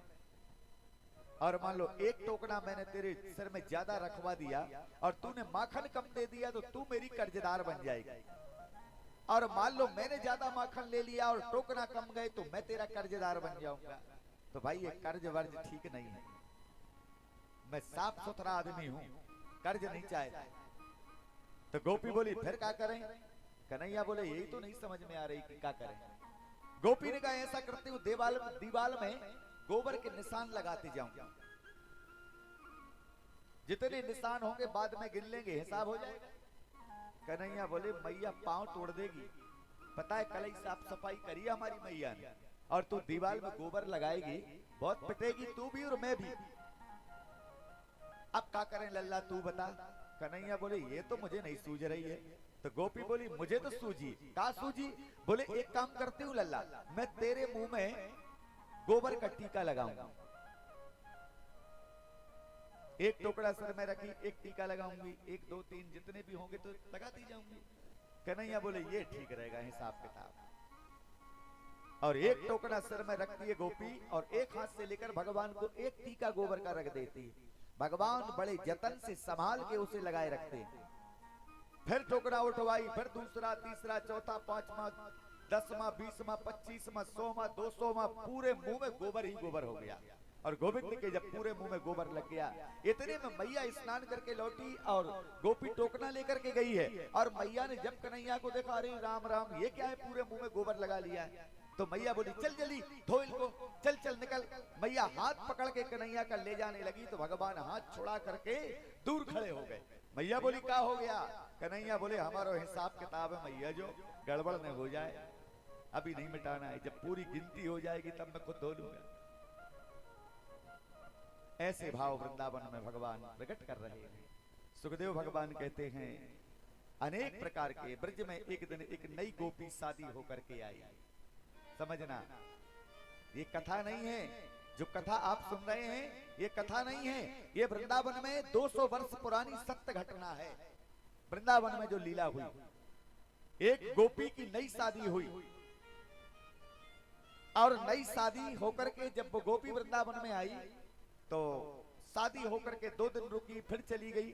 अब दूसरी बार में उसका पति लेने के लिए गया और जब वो लेके वापस आ रहा था तो ब्रज की तो प्रथा, लंबा घूंघट डाले बहू चली आ रही है वृंदावन में। और जब वो चली आ रही है तो पति ने कहा यमुना के किनारे की एक काम करो, तुम बैठो थोड़ा यही यमुना के किनारे, मैं थोड़ा स्नान कर लूं, स्नान करने के बाद फिर चलेंगे घर। तो पत्नी अपना बैग लेकर के एक टापू पर यमुना के किनारे बैठ गई और इसका पति थोड़ी दूरी पर स्नान करने के लिए चला गया। जब ये स्नान करने गए तो कन्हैया आ गए गायें चराते चराते। और जब भगवान पास में आए और पास में आकर के देखा तो दूर से ही अब गोपी ने देखा कि ये कोई व्यक्ति आ रहा है तो और लंबा घूंघट डाल के बैठ गई। कन्हैया पास में आए, राम राम भाभी राम राम। अब बेचारी बड़ी परेशान की जो कहां को देवर आ गए। कन्हैया बोले इतना लंबा घूंघट मत करे, तेरे देवर है खास सगे। अब बेचारी बोल नहीं पा रही, ये तो शांत। कन्हैया पास में गए, भाभी जो घूंघट अलग तो कर, ये तो घूंघट डाले। देख भाभी कभी कभी हमारे तरफ भी निहार लिया कर, खोल तो घूंघट। अब इसका दिमाग खराब हो गया, लाल चेहरा तमतमा गई गुस्से में कि क्या बताऊं, पहली बार आई हूं, नहीं तो इसे इतनी लाठी से पीटती। दिमाग खराब। और कन्हैया ने कई प्रकार की बातें कही और जब ये ज्यादा गुस्से में लाल पड़ गई, इतने में इसका पति नहा के आया तो भगवान अदृश्य गायब हो गए। और जब इसने कहा चलो अब चलें घर, तो गोपी का चेहरा देखा लाल पड़ गया है, गुस्से में होंठ फड़क रहे, लाल लाल आंखें। ये बोला हो क्या गया? तो गोपी कुछ ना बोली, रो पड़ी। इसका पति बोला कि बात क्या है? गोपी बोली क्या बताएं तुम्हारे गांव के बच्चों को, अभी अभी गाय चराते चराते एक बालक ने आकर के ऐसी ऐसी बातें मुझे कह दिया, मैं क्या कहूं। इसने रखा बैग और तोड़ा एक डंडा, बोले बता किस तरफ गया है, तेरे सामने इतनी मार मारूंगा उसे, उसे ठिकाने लगा दूंगा। बोले इस तरफ गया है। गुस्से में लाल पीला पड़ के पति डंडा लेकर के 1 किलोमीटर घूम के आ गया, नहीं मिला। याद रखना जब कभी मिलेगा तो बताना, तू है हाथ पैर तोड़ के बराबर कर दूंगा उसके, बता भर देना।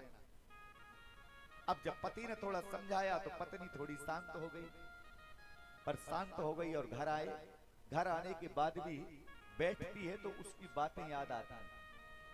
भाभी तनक हमारे तरफ भी देख लो, ये घूंघट अलग कर दो, उसे वो बातें याद आती हैं। और जब बातें याद आती हैं तो दिमाग बिगड़ जाता है। भोजन करते करते याद आ जाए तो भोजन छोड़ देती है। इसकी सास ने कहा बेटा हमें लगता है बहू ठीक नहीं है, ऐसा करो बहू को बिहारी जी के मंदिर दर्शन करा लाओ, यदि ये दर्शन करने जाएगी तो थोड़ा इसका मन बहल जाएगा। समझना तो पत्नी से कहा कि तू तैयार हो, तुझे बिहारी जी लेकर के चलूंगा। तो वे बोली मुझे नहीं जाना है कहीं बिहारी, मैं तो घर में ही अच्छी हूं, ये गांव के लोग ठीक नहीं है, अब पता नहीं कौन मिल जाए क्या बोल जाए, मैं नहीं जाऊंगी। तो इसने भारी भारी निवेदन किया। तो अब पत्नी तैयार हुई और तैयार होकर के ये लंबा घूंघट डाल के बिहारी जी चली।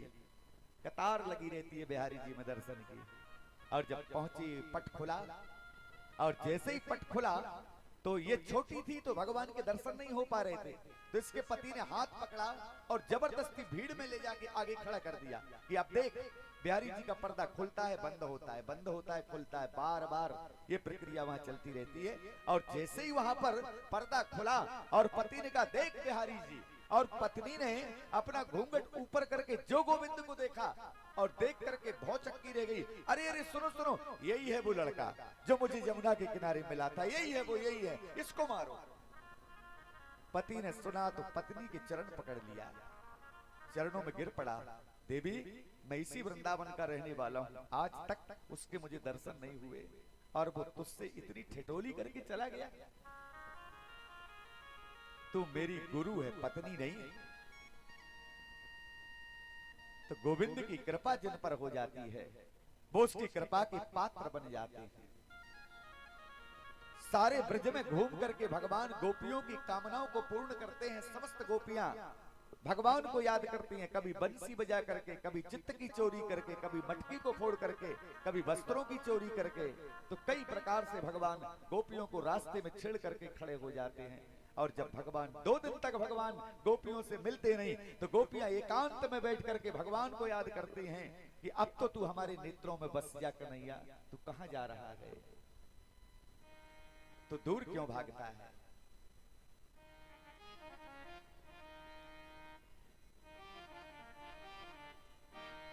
समस्त गोपियां भगवान को याद करती हैं। मनमोहन तुझे मनाऊं,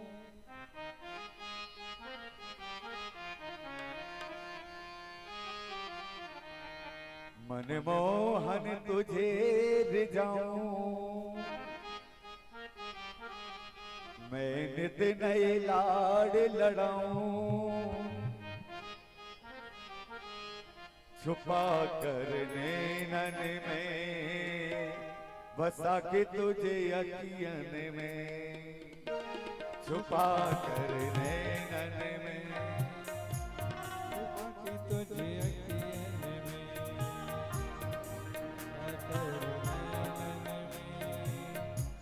छुपा के तुझे अखियन में, मनमोहन तुझे रिझाऊं, मनमोहन तुझे रिझाऊं, बसा कर नैनन में, छुपा के तुझे अखियन में, बसा के तुझे नैनन में, छुपा के तुझे अखियन में। भाव से ताली सेवा करते हुए सब गाइए, बोलो बाके बिहारी लाल की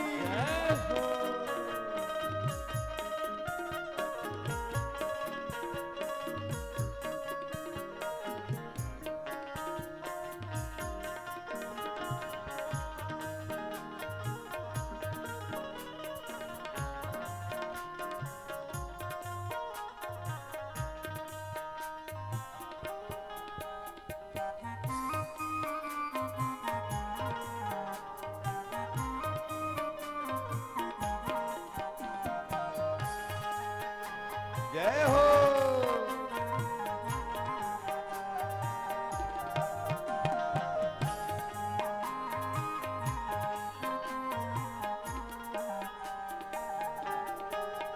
मनमोहन तुझे रिझाऊं, मनमोहन तुझे रिझाऊं, मनमोहन तुझे रिझाऊं, मनमोहन तुझे रिझाऊं, तुझे नित नए लाड लड़ाऊं, तुझे नित नए लाड लड़ाऊं, बसा कर नैनन हरि बोल। छुपा के तुझे अखियन में,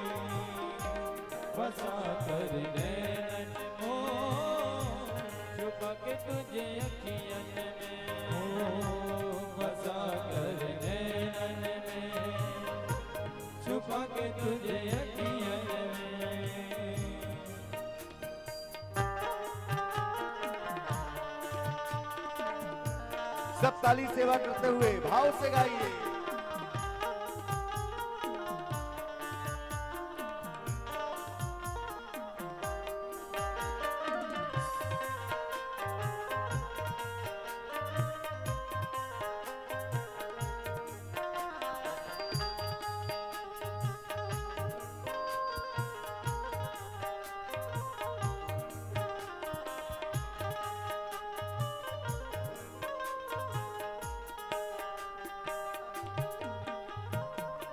गीत बन जाओ जय हो। तेरी बांसुरी की धुन का, गीत बन जाओ तेरी बांसुरी की धुन का, एक रात भर खाती पतली कमर का, गीत बन जाओ तेरी बांसुरी की धुन का, एक रात भर खाती पतली कमर का, पीला पटका बन जाओ, पीला पटका बन जाओ, पीला पटका बन जाओ, पीला पटका बन जाओ, बसा कर नैनन में छुपक तुझे अखियन में, बसा कर नैनन में ओ छुपक तुझे अखियन में, ओ बसा कर नैनन में छुपक तुझे अखियन में, बसा कर नैनन में छुपक तुझे अखियन में।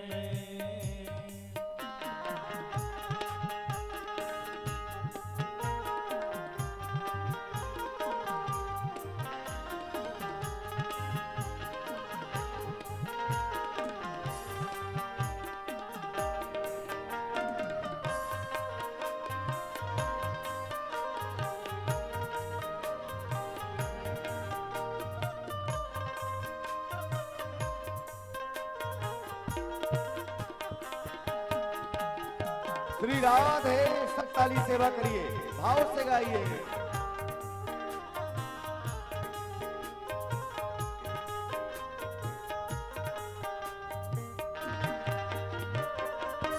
घुंघरू बनूं जो तेरी पायल का प्यारी, घुंघरू बनूं जो तेरी पायल का प्यारी, पल पल चुमा करूं चरण निहारे, घुंघरू बनूं जो तेरी पायल का प्यारी, पल पल चुमा करूं चरण निहारे, तेरे संग में नाचूं गाऊं, तेरे संग में नाचूं गाऊं, तेरे संग में नाचूं गाऊं, ओ तेरे संग में नाचूं गाऊं, बसा कर नैनन में छुपक तुझे अखियन में, बसा कर नैनन में छुपक तुझे अखियन में, ओ मनमोहन तुझे रिझाऊं, मनमोहन तुझे रिझाऊं, तुझे नित नए लाड लड़ाऊं, ओ तुझे नित नए लाड लड़ाऊं, बसा कर नैनन में छुपक तुझे अखियन में, बसा कर नैनन में छुपक तुझे अखियन में, बसा कर नैनन में छुपक तुझे अखियन में, बसा कर नैनन में छुपक तुझे अखियन में, बसा कर नैनन में छुपक तुझे अखियन में।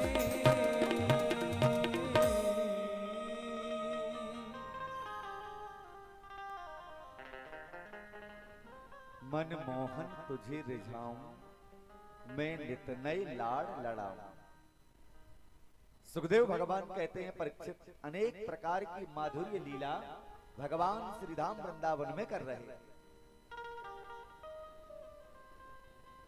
कल इस विषय में चर्चा हुई थी।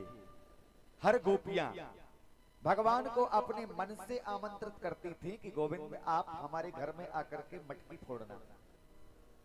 देखिए, गोभी देवती इति गोपी। सुखदेव भगवान कहते हैं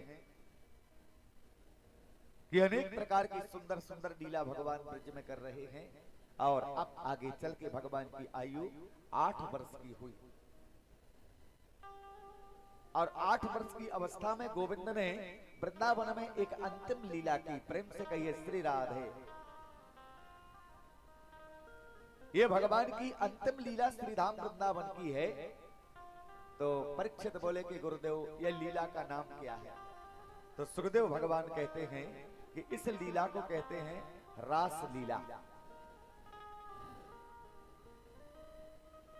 और परीक्षित ने जब रास लीला का नाम सुना ना तो आह्लादित हो गए, सजल नेत्र हो गए कि भगवान ने ये रासलीला किस प्रकार ब्रज में की।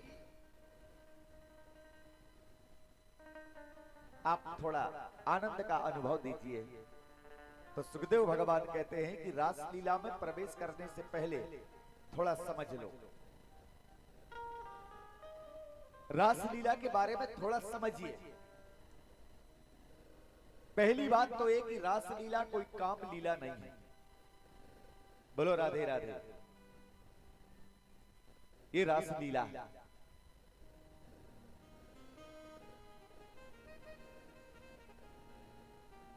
यदि वो काम लीला होती तो वो रासलीला को सुखदेव जैसे परमहंस ज्ञानी क्यों कहते? ठीक है ना।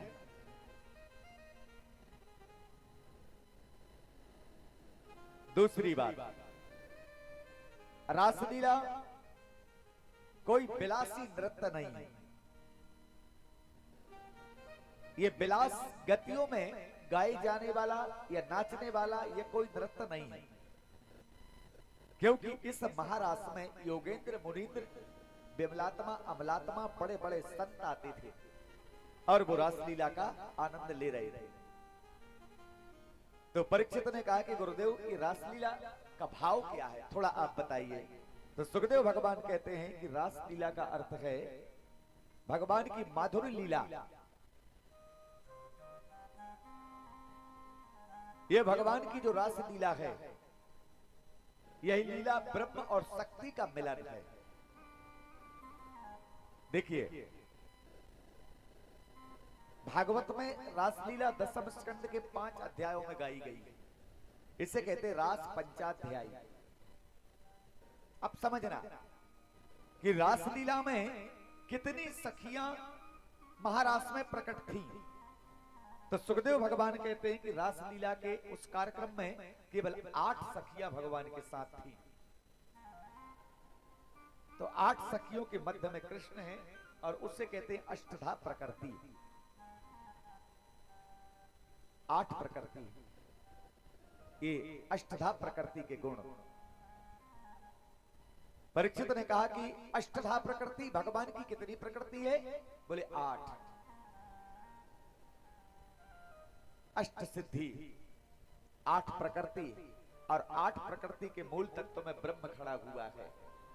और कहा कि ये ब्रह्म, अब ब्रह्म के साथ में विश्लेषण किसका हुआ? तो संत कहते हैं कि वो महाशक्ति हैं, ये भगवान की आह्लादनी शक्ति है।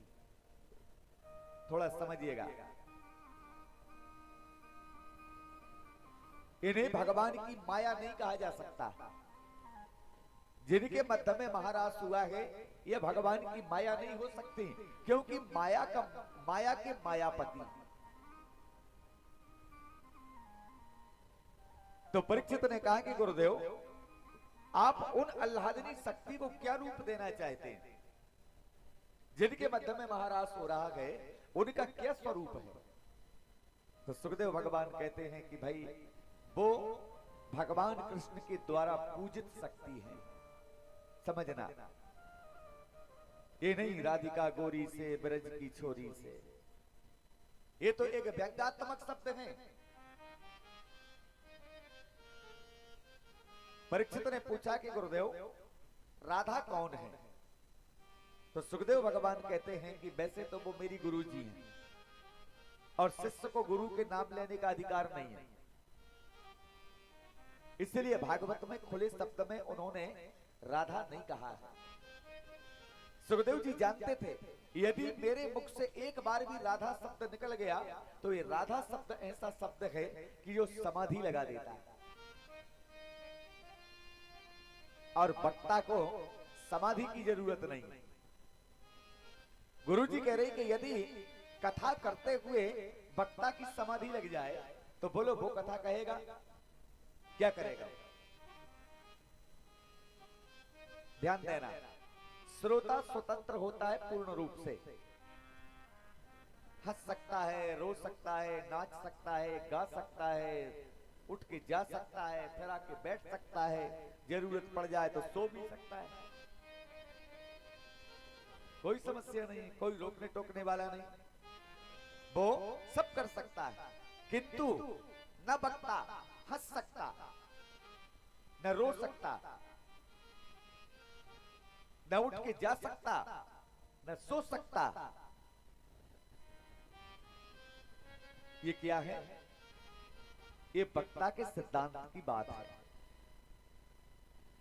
तो वक्ता स्वतंत्र नहीं है, श्रोता स्वतंत्र है, जो चाहे कर सकता है, पर वक्ता कोई स्वतंत्र नहीं। तो सुखदेव भगवान कहते हैं कि भाई मैं कथा कर रहा हूं और ऐसे शब्द में कभी नहीं बोलूंगा कि कथा करते करते समाधि लग जाए, फिर आगे श्रोताओं का क्या होगा? एक भाव, दूसरा भाव, श्री राधा मेरी गुरु हैं और गुरु का स्थान गोविंद से भी बढ़कर के कहीं श्रेष्ठ है।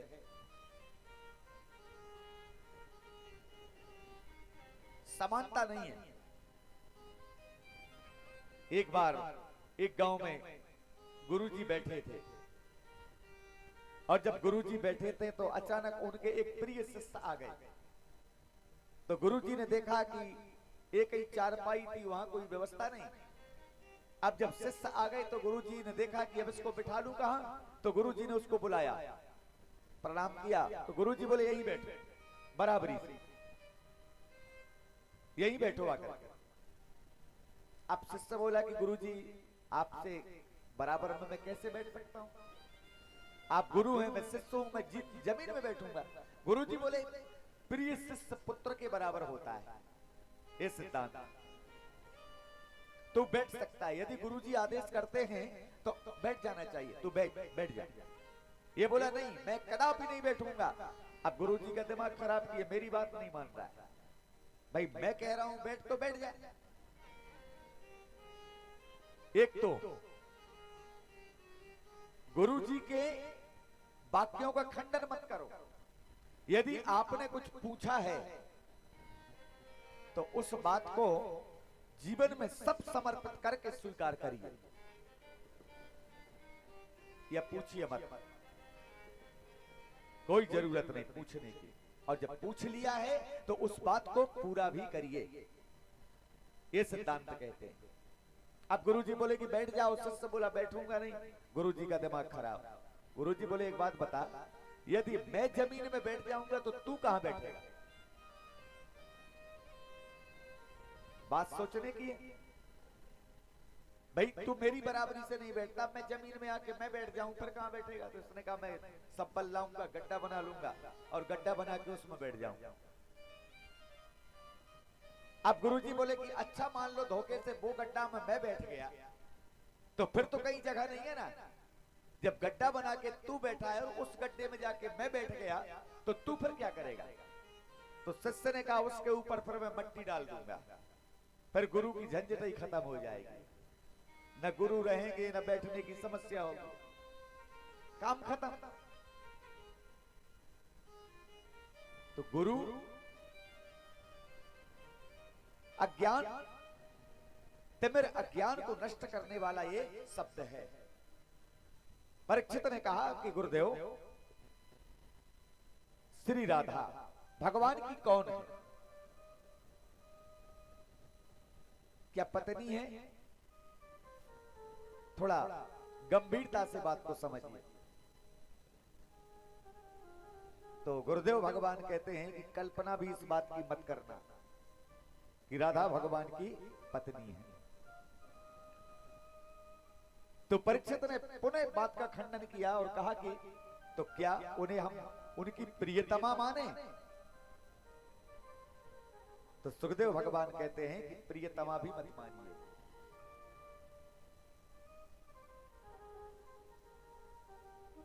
इनका जाति का भी मेल नहीं है। बोलो राधे राधे।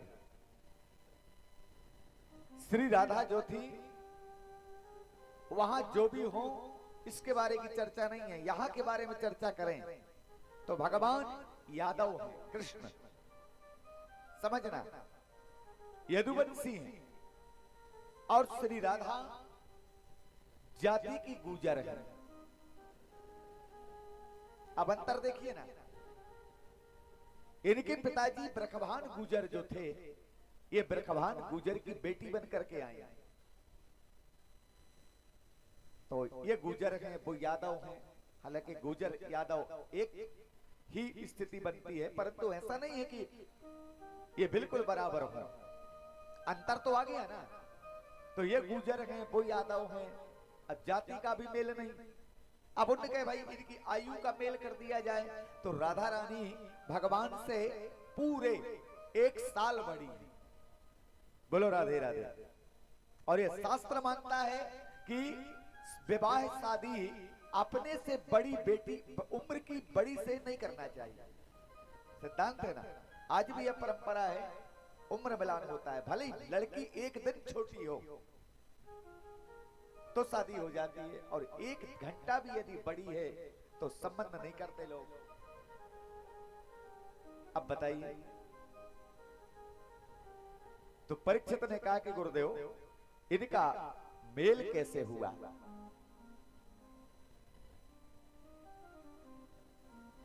फिर लोग राधा कृष्ण क्यों कहते हैं?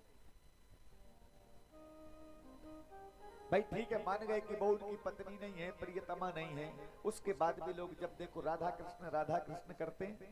श्री राधे क्यों मानते? तो सुखदेव भगवान कहते हैं कि परीक्षित, राधा न कृष्ण की पत्नी है न प्रियतमा है, राधा भगवान की आह्लादनी शक्ति है। बोलो राधे। कृष्ण की आह्लादनी शक्ति श्री राधा है। भाद्रपद में राधा अष्टमी आती है, आप लोग जानते होंगे। और भाद्रपद में जब राधा अष्टमी आती है तो अष्टमी के दिन वृंदावन में श्री कृष्ण ने सबसे पहले राधा का पूजन किया था। तब से राधा अष्टमी मनाई जाती है। अब बताइए, राधा जी का पूजन भाद्रपद की अष्टमी में भगवान श्री कृष्ण स्वयं राधा का पूजन करते हैं। एक बात हुई। अब यदि माना जाए कि भाई कैसे पूजन करते हैं तो आप उसको कैसे स्वीकार करेंगे? तो इसका एक भाव है। सुखदेव भगवान कहते हैं कि परीक्षित, जब भगवान ने गिरिराज पर्वत को 5 दिन तक अपने हाथ में धारण किया, ब्रजवासियों की रक्षा करी, और रक्षा करने के बाद भगवान जब अपने घर गए तो मैया ने कन्हैया के वही हाथ को देखा जिस हाथ से पहाड़ को धारण किए थे।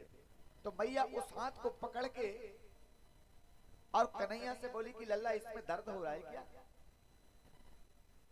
तो कन्हैया बोले कि नहीं मां, कोई दर्द नहीं। बेटा इतने बड़े पहाड़ को तूने 5 दिन तक अपने हाथ में धारण किया है, दर्द तो होगा।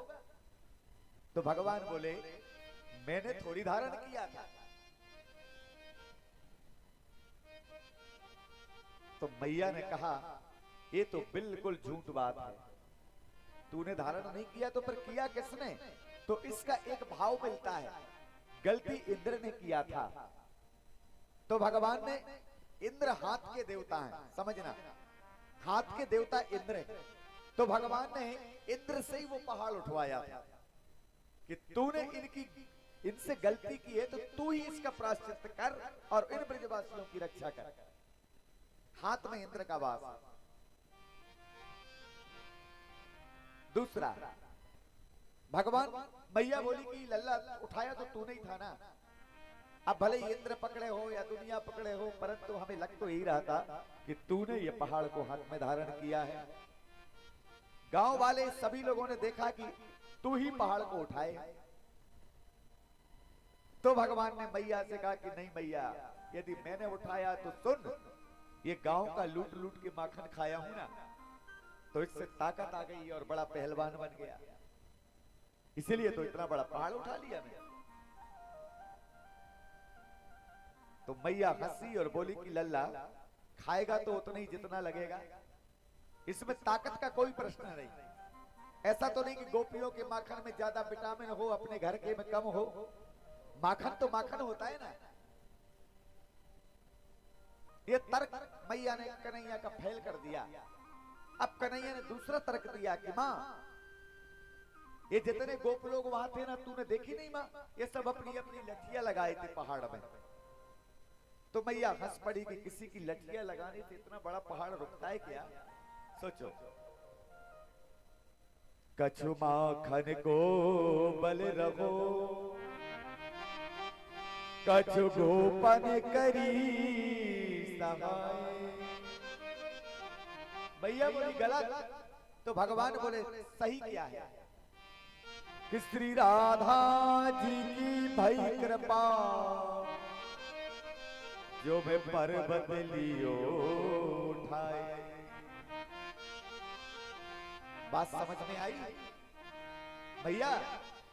सबसे बड़ी बात है कि ये तो मेरी राधा रानी की कृपा थी, और उनकी कृपा से मैंने इतने भारी पर्वत को हाथ में धारण कर लिया। ये कोई सहज बात नहीं है। श्री राधे, अब तो भगवान की आह्लादनी शक्ति है, वो है श्री राधा। अब राधा शब्द क्या है? तो गुरुदेव भगवान कहते हैं कि भूले हुए व्यक्तियों को जो राह दे, भूले हुए व्यक्तियों को जो राह दे, वो है श्री राधे, वो राधे।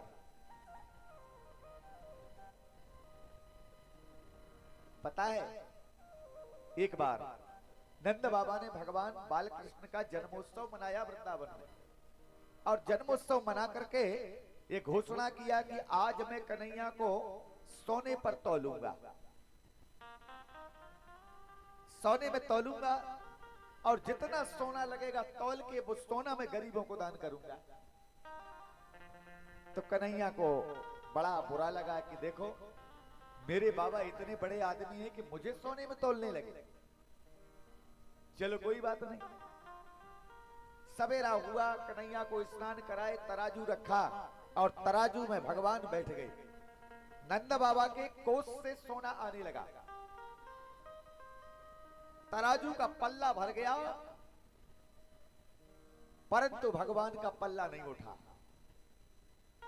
जितना घर में सोना था सब लग गया, पर गोविंद उठे नहीं। अब तो घबरा गए नंद बाबा की, इतना वजनदार तो है नहीं है, हमारे घर में राजकोष में इतना सोना गजा है, उसके बाद ये उठ क्यों नहीं रहा है। तो यशोदा से कहा कि देवी तुम कुछ करो। यशोदा दौड़ के गई, अपने जितने आभूषण जेवरात थे यशोदा जी लाई, सब रख दिया, हिले नहीं, कुछ नहीं हुआ। और जब ये पल्ला उठा नहीं, तो रोहिणी जी ने देखा कि अब तो बाबा की बेइज्जती हो गई। तो रोहिणी जी अंदर गई और उनका जितना जेवर आभूषण था उन्होंने भी लाके रख दिया, पर कन्हैया उठे नहीं, भगवान उठ नहीं रहे। इतने में नारद जी महाराज का आगमन वृंदावन में हुआ, और नारद जी ने जब ये लीला को देखा तो नारद जी घबरा गए। नंद बाबा बोले कि नारद कुछ करो, तो नारद जी बोले चिंता न करो, देखते हैं। और नारद जी भागे बरसाना, और बरसाना में जाकर के राधा रानी के हाल बताए कि कन्हैया तो वृंदावन में बड़ी लीला कर रहे हैं। आज तो नंद बाबा की सारी इज्जत माटी में मिल जाएगी। राधा रानी समझ गई। राधा रानी के बालों में गजरा बंधा हुआ है चंपक के फूलों का। तुरंत राधा रानी ने एक फूल को निकाल के नारद को दिया और बोली जल्दी दौड़ो अब, तभी बाबा की इज्जत बच पाएगी। और नारद दौड़े और दौड़ते हुए वृंदावन आए और जिस तराजू पर जिस पल्ले पर सोना रखा था उसी पल्ले में ले जाकर धीरे से वो फूल रख दिया जो गजरे से निकल के आया। और जब वो फूल को रखा ना और जैसे ही फूल उसमें पड़ा तो कन्हैया एकदम से तड़ाक से ऊपर चले गए और सोने का पल्ला दब गया। नंद बाबा बोले ये क्या चमत्कार हो गया भाई। नारद जी बोले कांटा फंस गया था, अब सुलझ गया। इतना वजनदार थोड़ी है ये, अब कांटा सुलझा है। तो भगवान नारद की तरफ देखे, क्या कर दिए। नारद जी बोले सब कृपा है। भगवान तुरंत समझ गए संसार में मेरे मोल मेरे तोल में ये दुनिया में कोई भी व्यक्ति मुझे तौल नहीं सकता। एक श्री राधे तौल सकती है, दूसरा कोई तौल नहीं। श्री राधा मेरी स्वामिनी, मैं राधे जुको दास। भगवान कहते हैं कि राधा मेरी स्वामिनी है, मैं सदैव राधा का दास। भगवान की आह्लादनी शक्ति वो श्री राधा है। गौलों के राधिकायाम वैकुंठे च महालक्ष्मी, ये भगवान की आह्लादनी शक्ति है। इसलिए संत कहते हैं कि भागवत में कृष्ण केवल कृष्ण है। समझना, वृंदावन में कृष्ण का जन्म हुआ है। श्री राधे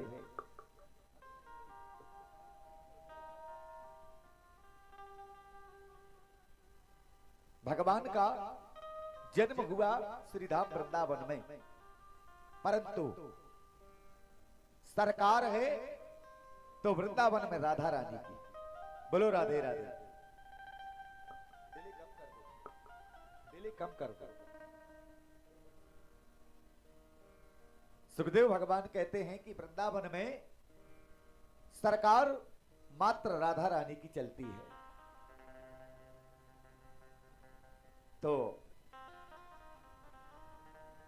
परीक्षित बोले कि गुरुदेव आप हमें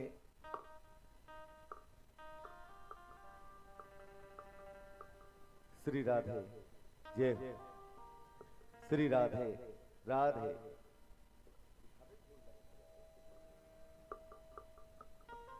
श्री राधे। मॉनिटर कम करने थोड़ा। श्री राधे जय हो। श्री राधे राधे श्री राधे श्री राधे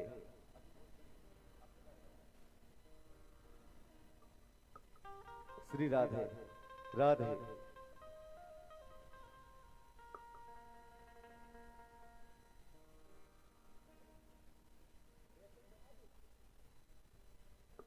श्री राधे जय हो। श्री राधे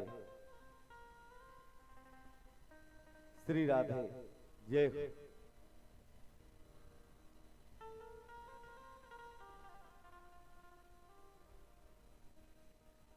तो परीक्षित ने निवेदन किया कि गुरुदेव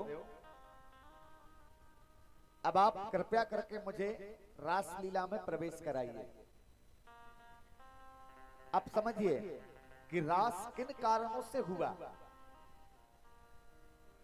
ये रास के दो कारण हैं। एक कारण, एक दिन कामदेव वृंदावन में आए और गौचारण करते हुए भगवान से कहा कि मैं आपसे युद्ध करना चाहता हूं। नीव तो भगवान बोले कि भैया काय को लड़ोगे। तो कामदेव ने कहा कि रामावतार में भी तो हम लड़े हैं आपके साथ और आप रामावतार में हमसे हार गए। तो भगवान को याद आई कि हाँ, जनकपुर में आपसे बातचीत हुई थी। जनकपुर में तुम भगवती सीता को आगे करके लाए थे और उस समय हमारी आपसे भेंट हुई, पर मैं उस समय मर्यादा पुरुषोत्तम में था तो मेरी चली नहीं। कामदेव बोला कि इस बार भी हम लड़ना चाहते हैं। तो भगवान ने कहा कि भाई इस बार सोच समझ के लड़ना, नहीं तो बात बिगड़ जाएगी।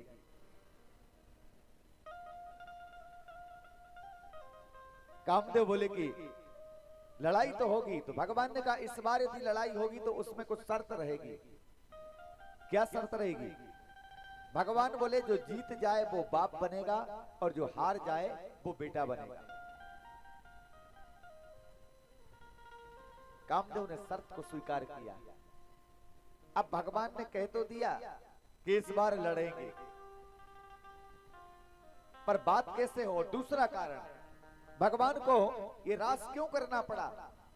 कल आपने सुना कि जनकपुर की जितनी नारियां थीं वो सब ब्रज में गोपी बन करके आई।